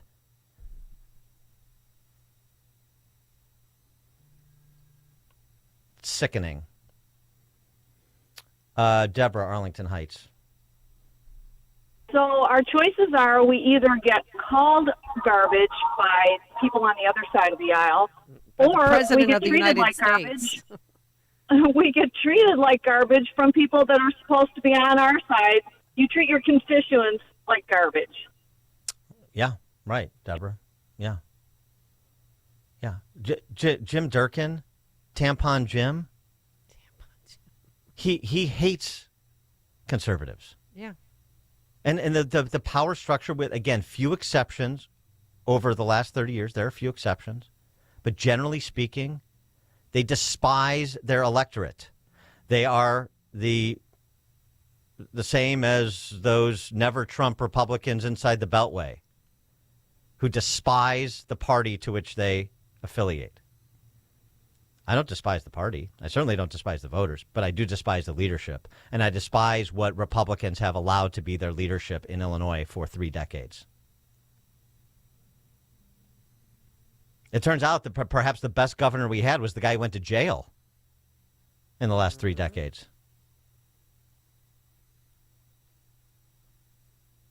Jim in LaGrange. Jim LaGrange. Jim. Hey, Dan. Hey, Amy. So the Republican Party is kind of a mock party in my mind in Illinois, and kind of reminiscent of the Vichy French party in World War II that ran the government while the Nazis ran Europe and ran France. So, maybe, Dan, you should start referring to Illinois Republicans as the Vichy Republicans. Just a thought. Thanks. Thanks for the call. I have, actually. I've made the comparison, the Marshall Pétain comparison for years. Absolutely. That's what these legislative leaders are. Marshall Pétain. Kevin in Boston. Well, Dan, and Amy, what are you getting so depressed about? Springfield? You leave Springfield. Why don't you come to where liberty began, in Boston? Do you want to know the ratio of our House legislature? All right. Yes, you have a House Speaker up on trial right now. Right at this present time, we've had 5 House speakers in a row. The only one that got out from indictment, he was so short, and that was Whitey Bulger's brother, William Bulger. All right, we have in the House on, the only one. He was so short. Billy Bulger got out from the indictment tape. Come on, he ran the state for an eon. All right, so we have 132 House members. How many are Republicans? 25. On the Senate side, Dan, all right, don't be depressed. I'm not. Springfield, all right, 34 to 4 senators. I mean, why was it that we were the 50th state to open up post-COVID? All our buildings in Boston proper or the financial district, you have to see it come dusk. They're empty, Dan. We need, this is so ridiculous. Talk about depressing. I mean, I won't say it's so sad. Thanks for the call, Kevin. I get it. There are other failed cities and failed states, and they're run by the same people.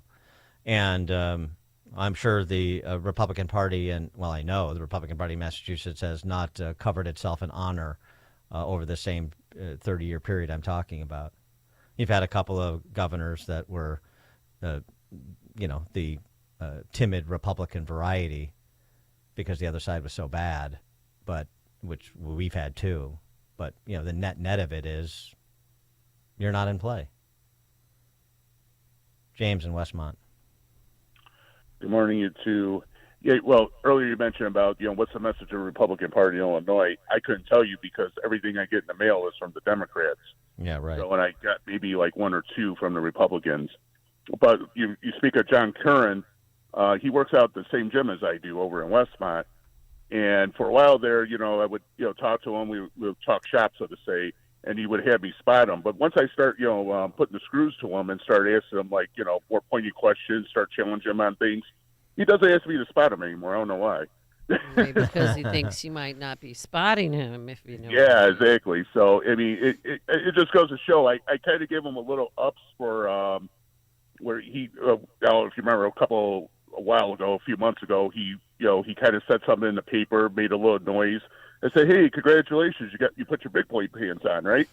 And right. He didn't like that too much, but yeah, he is, like you said, like just these weak people. I couldn't tell you what they stand for because they don't tell me. So, Thanks for the call, James. Got a text message. Dan Durkin knows that if Trump gets in, the federal funds that support him will be gone. Pete in Arlington Heights. Hey, good morning. Hey, good morning. I want to make a comment about the Republicans of Wheeling Township. I mean, we got no shot here. I mean, when they have Paul Vallis as the guest speaker, I went there that Saturday, and I stood up when they called for questions, and I asked him, "What are you doing here? Yeah. What is the Democrats doing here?" And we're in the fight of our lives. And Dan Patlack, I thought he was going to lose his mind. You would have thought I was the Democrat. Look, I like Dan Patlack. I've known him for a long time, but I completely agree with you, Pete. I completely agree with you. After the campaign that Vallis ran for mayor, the things that he said about Trump, the things that he said about DeSantis. What is he doing there? What is he doing there? To talk about school choice because he's such an expert? Give me a break.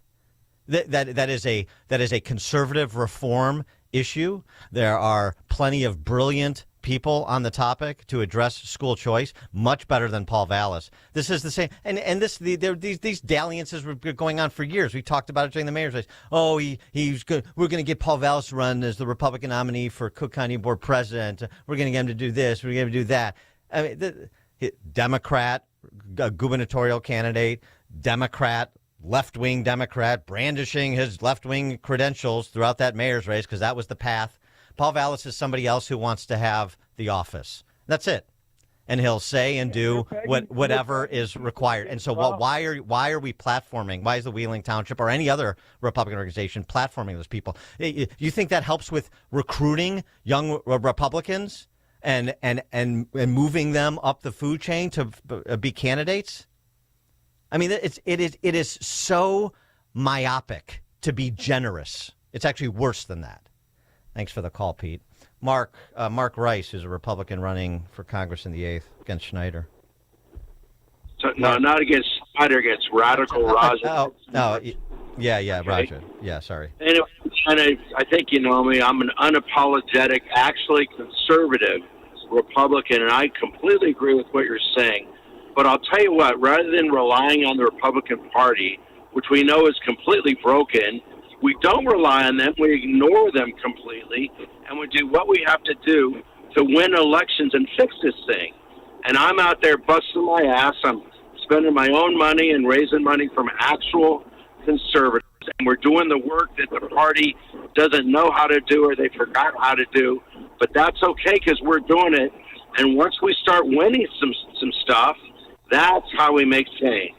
But unfortunately, it's on the candidates, guys like me, and there aren't a lot of me, to be honest, but there's a few. And if we win some of these things, we really can turn it around.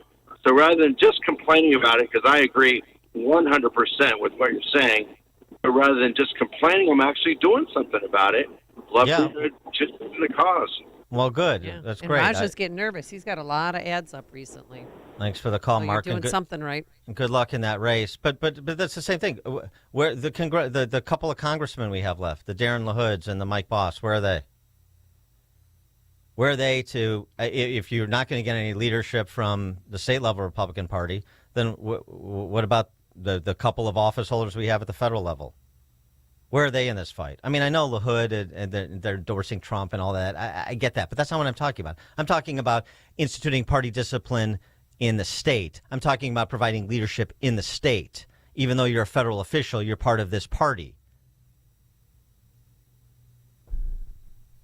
Tampon Jim, the poster boy for the Illinois Republican Party.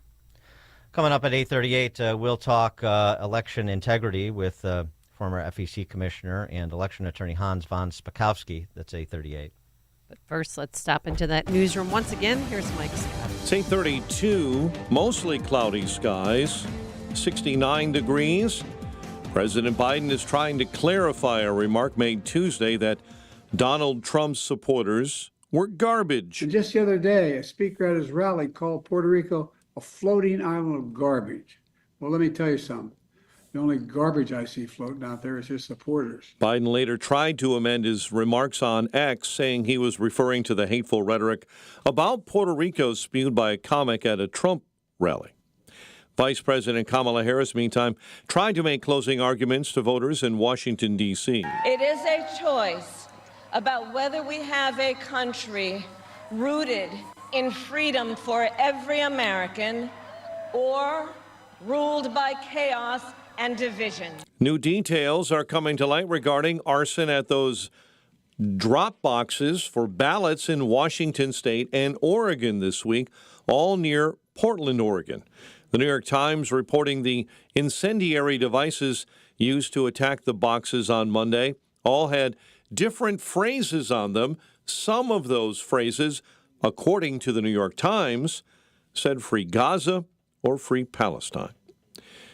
Comedic actress Terry Garr is dead at the age of 79, star of films like Young Frankenstein and Tootsie, for which she received an Oscar nomination, died Tuesday in Los Angeles after a lengthy battle with MS. 3 were found dead after a house fire in Zion last night. Calls came in around midnight to alert authorities to a fire in the 2900 block of Enoch Avenue. Firefighters arrived to find the residents fully involved. They found the victims while trying to put out the flames. White Sox have a new skipper. Southsiders apparently hired Will Venable as their manager yesterday, while the Bulls take on Orlando tonight. The news, a service of AlmostFreeTeeth.com. Overpaying for dental implants is over if you have medical PPO insurance. Find out how you could save 90% off on average. To get your smile back, check if you qualify at almostfreeteeth.com. A check of traffic and weather on the way next on AM 560. Charlie Kirk wonders where the old Democrat Party went. The Democrat Party was not always this way. Yes, the Democrat Party used to have elements of this. The Democrat Party used to have some uniparty components. But the Democrat Party, 20 or 30 years ago especially, would have thought that open borders, mass migration, hyperinflation was just outrageous. What happened to that Democrat Party? The Charlie Kirk Show. Afternoons at 1, right before Sebastian Gorka at 3 on AM 560. The Answer. The following is a paid political announcement. Crime is up in Illinois, and I'm not sitting back to wait and watch dangerous, radical left policies destroy Kane County. I'm Andrew Sosnowski. I have over 35 years of experience with prosecutions of crime, advocating for victims and children. I'm the independent prosecutor in the race for Kane County State's Attorney, and I will work to end cronyism in the office. I will root out the causes of crime, collaborate with law enforcement, and be the lead county prosecutor who will fight for our freedom, safety, and security. Vote for the only law and order candidate, me, Andrew Sosnowski, for Kane County State's Attorney on Tuesday, November 5th. Early voting starts September 27th and runs through November 4th.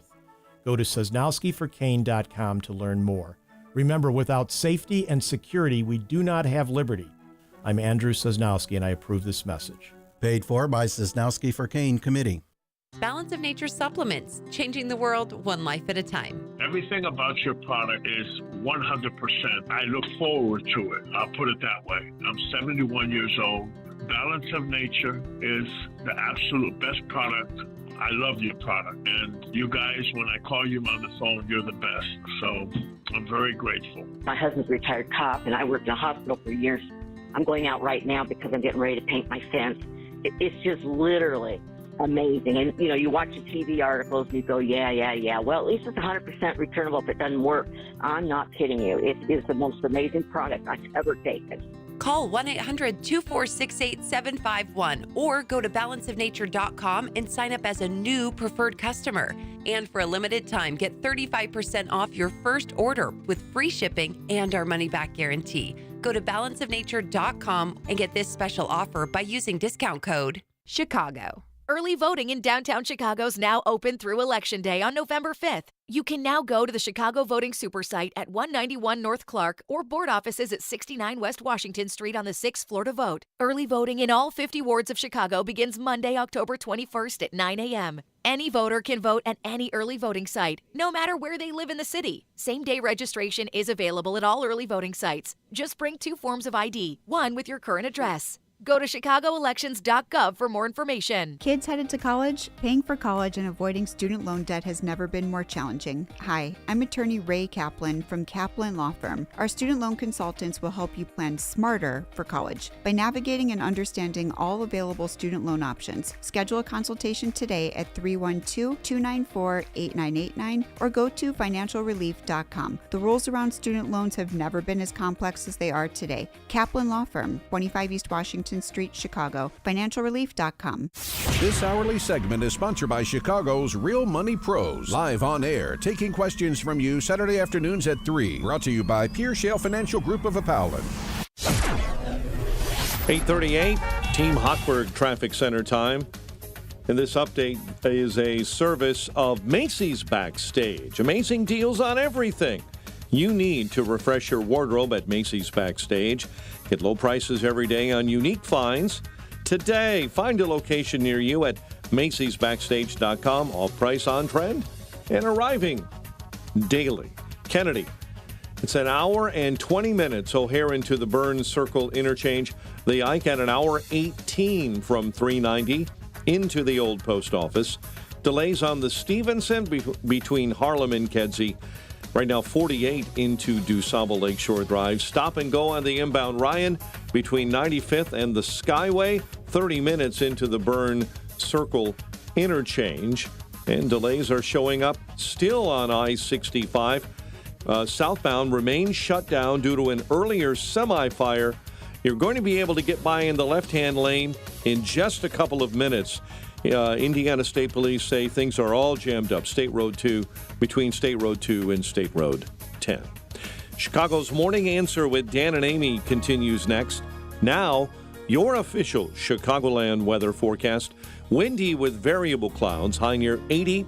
Cloudy, breezy, warm, rain, maybe a thunderstorm, low 65 overnight. 69 right now. Next news at 9. Chicago's Morning Answer continues next on AM 560. The Answer. Now, from the Signature Bank Studios. Only the biggest stories, only the biggest guests, and only the biggest opinions. This is AM 560, The Answer. Top of the morning, Dan and Amy. Election integrity. Election integrity. It is still a grave concern. The combination of the skullduggerous efforts by leftists to commit voter fraud, combined with state court decisions like the Nevada Supreme Court's decision the other day to allow unpostmarked mail-in ballots to be counted up to 3 days after the election. That's ridiculous. And even if they're smudged, the postmark smudge, they'll still count it as well. Right. Close races, these issues matter, and they should be addressed. I mentioned this in passing yesterday, but let's get into this a little bit more. Lancaster County, Pennsylvania, the district attorney there is a woman named Heather Adams, and she announced this significant voter fraud effort that was underway there. Oh, there's no such thing as systemic voter fraud. Oh, sure, maybe one-offs. No such thing as systemic voter fraud. That's what you hear all the time. They use the word systemic. Say, oh, sure, a ballot here and a ballot there, like disenfranchising a U.S. citizen is not a big deal. But nothing systemic is ever afoot. Really? Lancaster County detectives began investigating the voter registration applications and immediately found applications that were indeed fraudulent. Indicators of fraud included inaccuracies with the addresses listed on the applications, false personal identification information, as well as false names. A number of the applications also contained names that did not match the provided Social Security information. In some cases, applications contained correct personal identification information, such as the correct address, correct phone number, date of birth, driver's license number, and Social Security number. But the individuals listed on the applications informed detectives that they did not request the form, they did not complete the form, and verified that the signature on the form was not theirs. At this point, it is believed that the fraudulent voter registrations are connected to a large-scale canvassing operations for voter registrations that date back to June. However, the majority of the applications received are dated August 15th and after. Those canvassing for voter registrations were employed and paid to obtain voter registration applications. Thus far, of the investigations that we have completed, we have determined that 60% have been fraudulent. That is of the investigations that we've completed. We do have more to do today, and my understanding is that voter registration is still going through the box of 2,500, but should be completed sometime here today. As I said, the investigation is ongoing. We are aware of at least 2 other counties that received similar applications that are currently being investigated. At this point, we have confirmed violation of our crimes code as well as our elections code. It's 2,500. Does that constitute as systemic? 60% of the cases that they've made a determination on so far, fraudulent. 60% of 2,500. Perhaps going on in other counties, as that district attorney mentioned. Is that systemic yet? Large scale, I think was the phrase used. In Virginia, which according to recent polling is also a battleground state, a judge just ordered Governor Glenn Youngkin to put non-citizens back on the voter rolls in violation of Virginia state law. There's a court ruling that is in violation of state law. It's sort of like what the Pennsylvania Supreme Court did in 2020. Here's Youngkin with Harris Faulkner on that decision that he is appealing directly to the Supreme Court. Good. Yeah, Harris, this is a stunning ruling by a federal judge who is ordering Virginia to reinstate individuals who have self-identified as non-citizens back on the voter rolls. And what's even more astounding is the vast majority of these folks had presented immigration documents confirming that they were non-citizens, and we recently had that verified by federal authorities. So here we are with a judge saying, put people back on the voter rolls who you know are non-citizens. And this is under a law in Virginia that's been in effect since 2006. It has been applied by Republican and Democrat governors alike into this 90-day period. And here we are 11 days before a presidential election, and a federal judge is ordering them back on the voter rolls.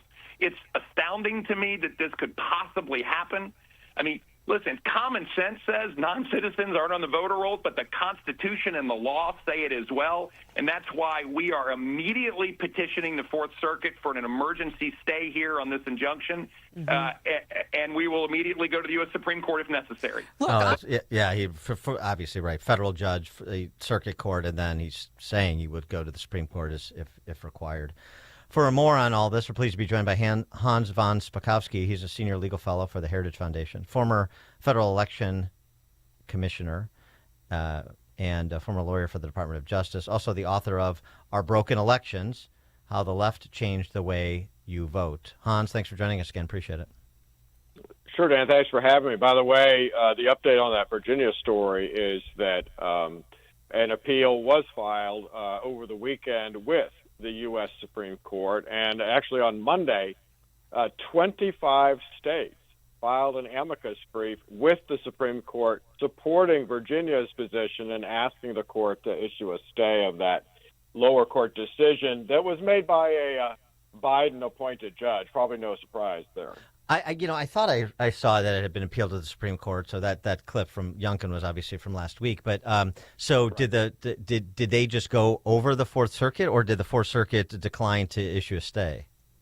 The Fourth Circuit declined to issue a stay, but folks need to understand that because of Biden and Obama appointments to the Fourth Circuit these days is as bad, if not worse, than the Ninth Circuit, which covers California, used to be, which was always known as the most liberal court of appeals in the country. That's now the Fourth Circuit. There you go. Let's stick on that. I mean, it's hard to know what the Supreme Court's going to do, but I mean, that seems so clear cut. It would be hard for me to believe that the court, given its composition, wouldn't take this issue up. Well, maybe, although it's just hard to tell because part of the reasoning that's being given here by Virginia is that this is too close to the election for this judge to put in an order like that. I should tell you, by the way, that the judge's order is a complete misinterpretation of the law. They're all talking about, and you see this on all the mainstream media outlets saying, oh, well, there's this 90-day deadline in federal law. They're talking about the motor voter law, national voter registration. There's this 90-day deadline that says, oh, you can't take anybody off the rolls within 90 days of the election. That is simply untrue. And the thing about this is that 90-day rule only applies to taking people off because they may have moved. In other words, somebody who was eligible when they registered to vote, but may have become ineligible because they moved. It doesn't apply to an alien who was never eligible to vote in the first place or to register to vote. And in fact, by registering to vote, an alien is committing a felony under federal law. So this judge is ordering Virginia to help these aliens commit a felony under federal law by keeping them on the voter rolls. Yeah, but all the Democrats... Which is just bizarre. I know, but all the Democrats here kept saying, oh, no, we're not bringing them into this country, so that they can eventually vote and become Democrats. So this whole thing was a lie and a ruse. Well, that is true, and you can see that in, remember, the U.S. House 2 months ago passed the SAVE Act, a law which simply said states have to require proof of citizenship when you register to vote. Party line vote on it. Democrats all opposing requiring any kind of proof that somebody is a U.S. citizen. Now, why would you vote against that? There's only one reason. Because you want aliens to be able to register, to vote, and to get away with it. Let's go to Lancaster County and this large scale, as that district attorney mentioned, illegal voter registration operation that would ultimately, the point was to turn it into a large scale illegal voting operation. And since you've been covering this for so long and have expertise in this area, I mean, how concerned are you that what's going on in Lancaster County and perhaps a couple other counties, as she mentioned, is going on more widely? Well, since that Lancaster County story, York County in Pennsylvania has announced the same thing, that they also have detected what they think may be literally thousands of false voter registrations, many of which were accompanied by requests for absentee ballots.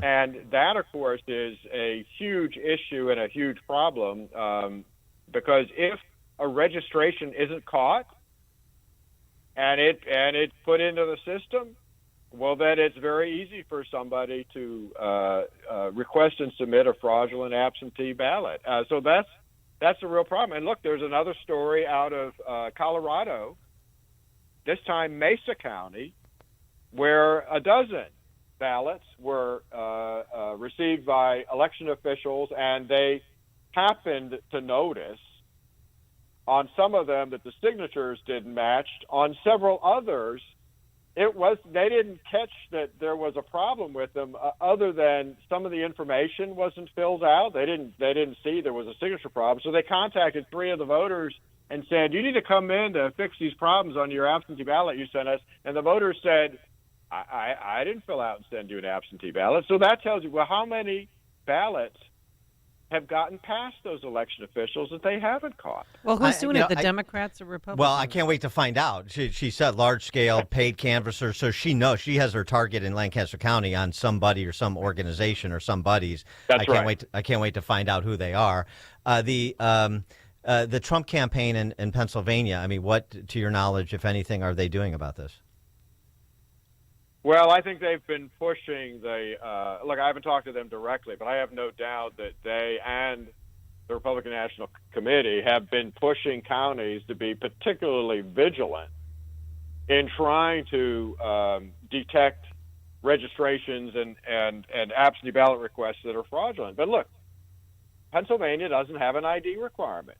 That has been rejected there by the Democrats in control of the courts and elsewhere.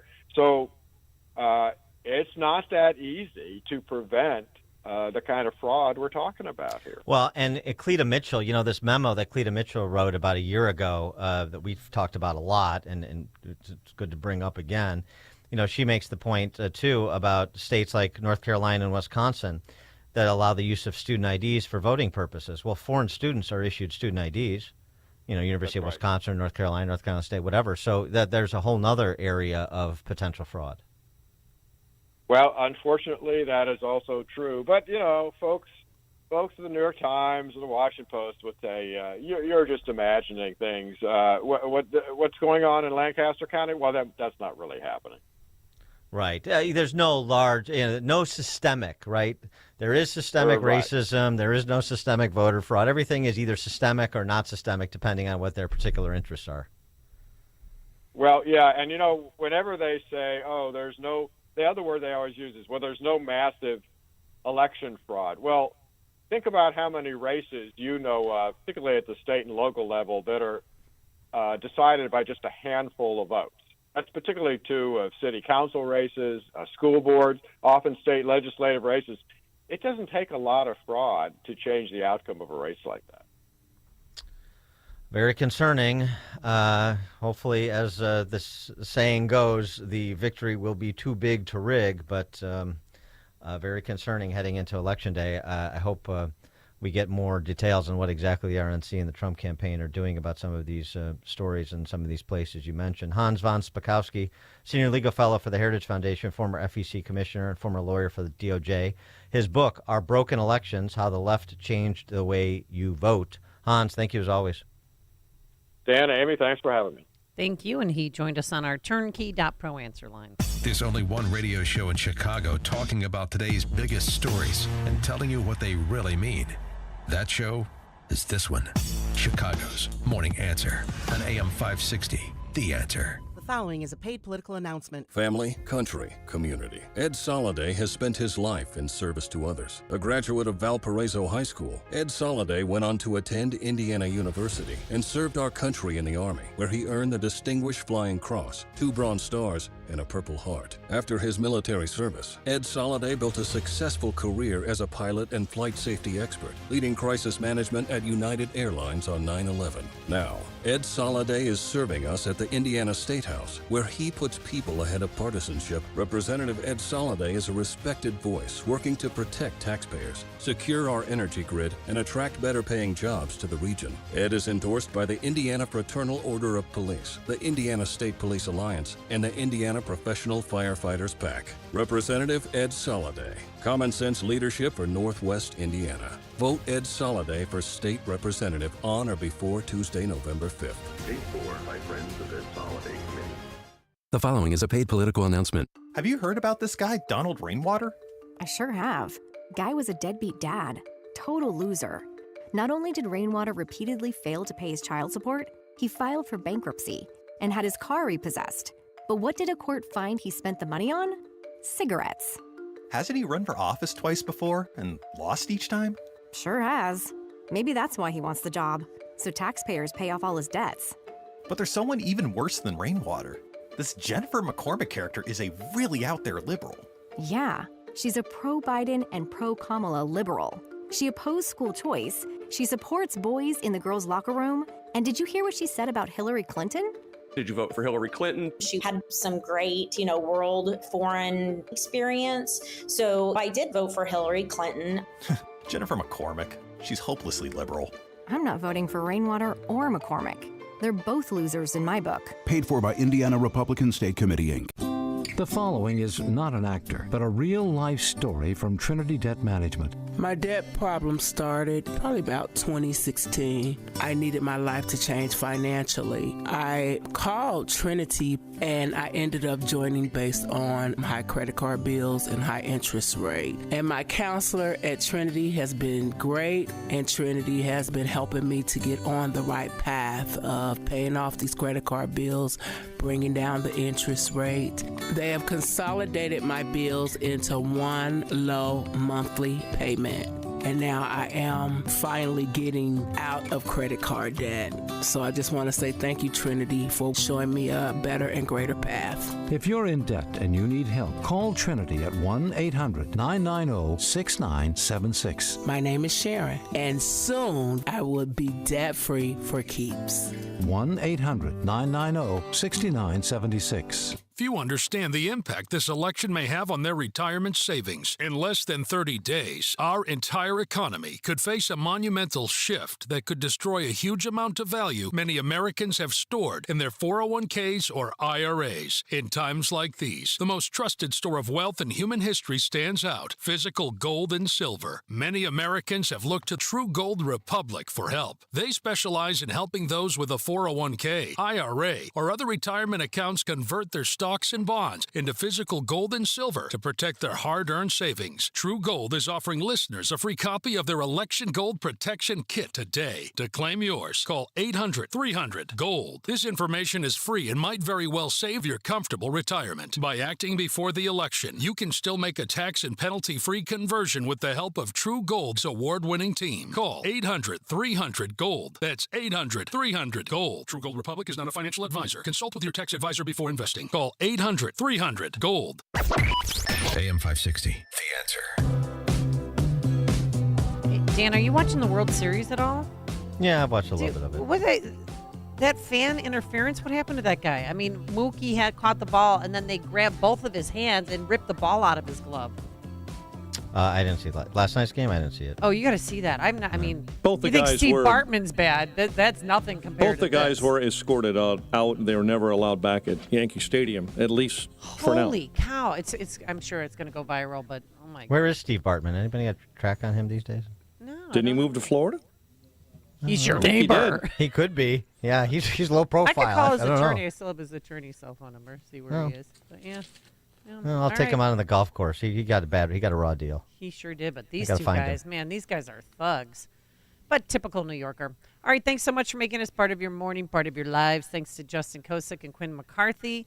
And we'll be here bright and early tomorrow morning at 5 a.m. Have yourself a glorious day. Enjoy the warm weather. It's 9 a.m. WIND Chicago. It's one of the last measures.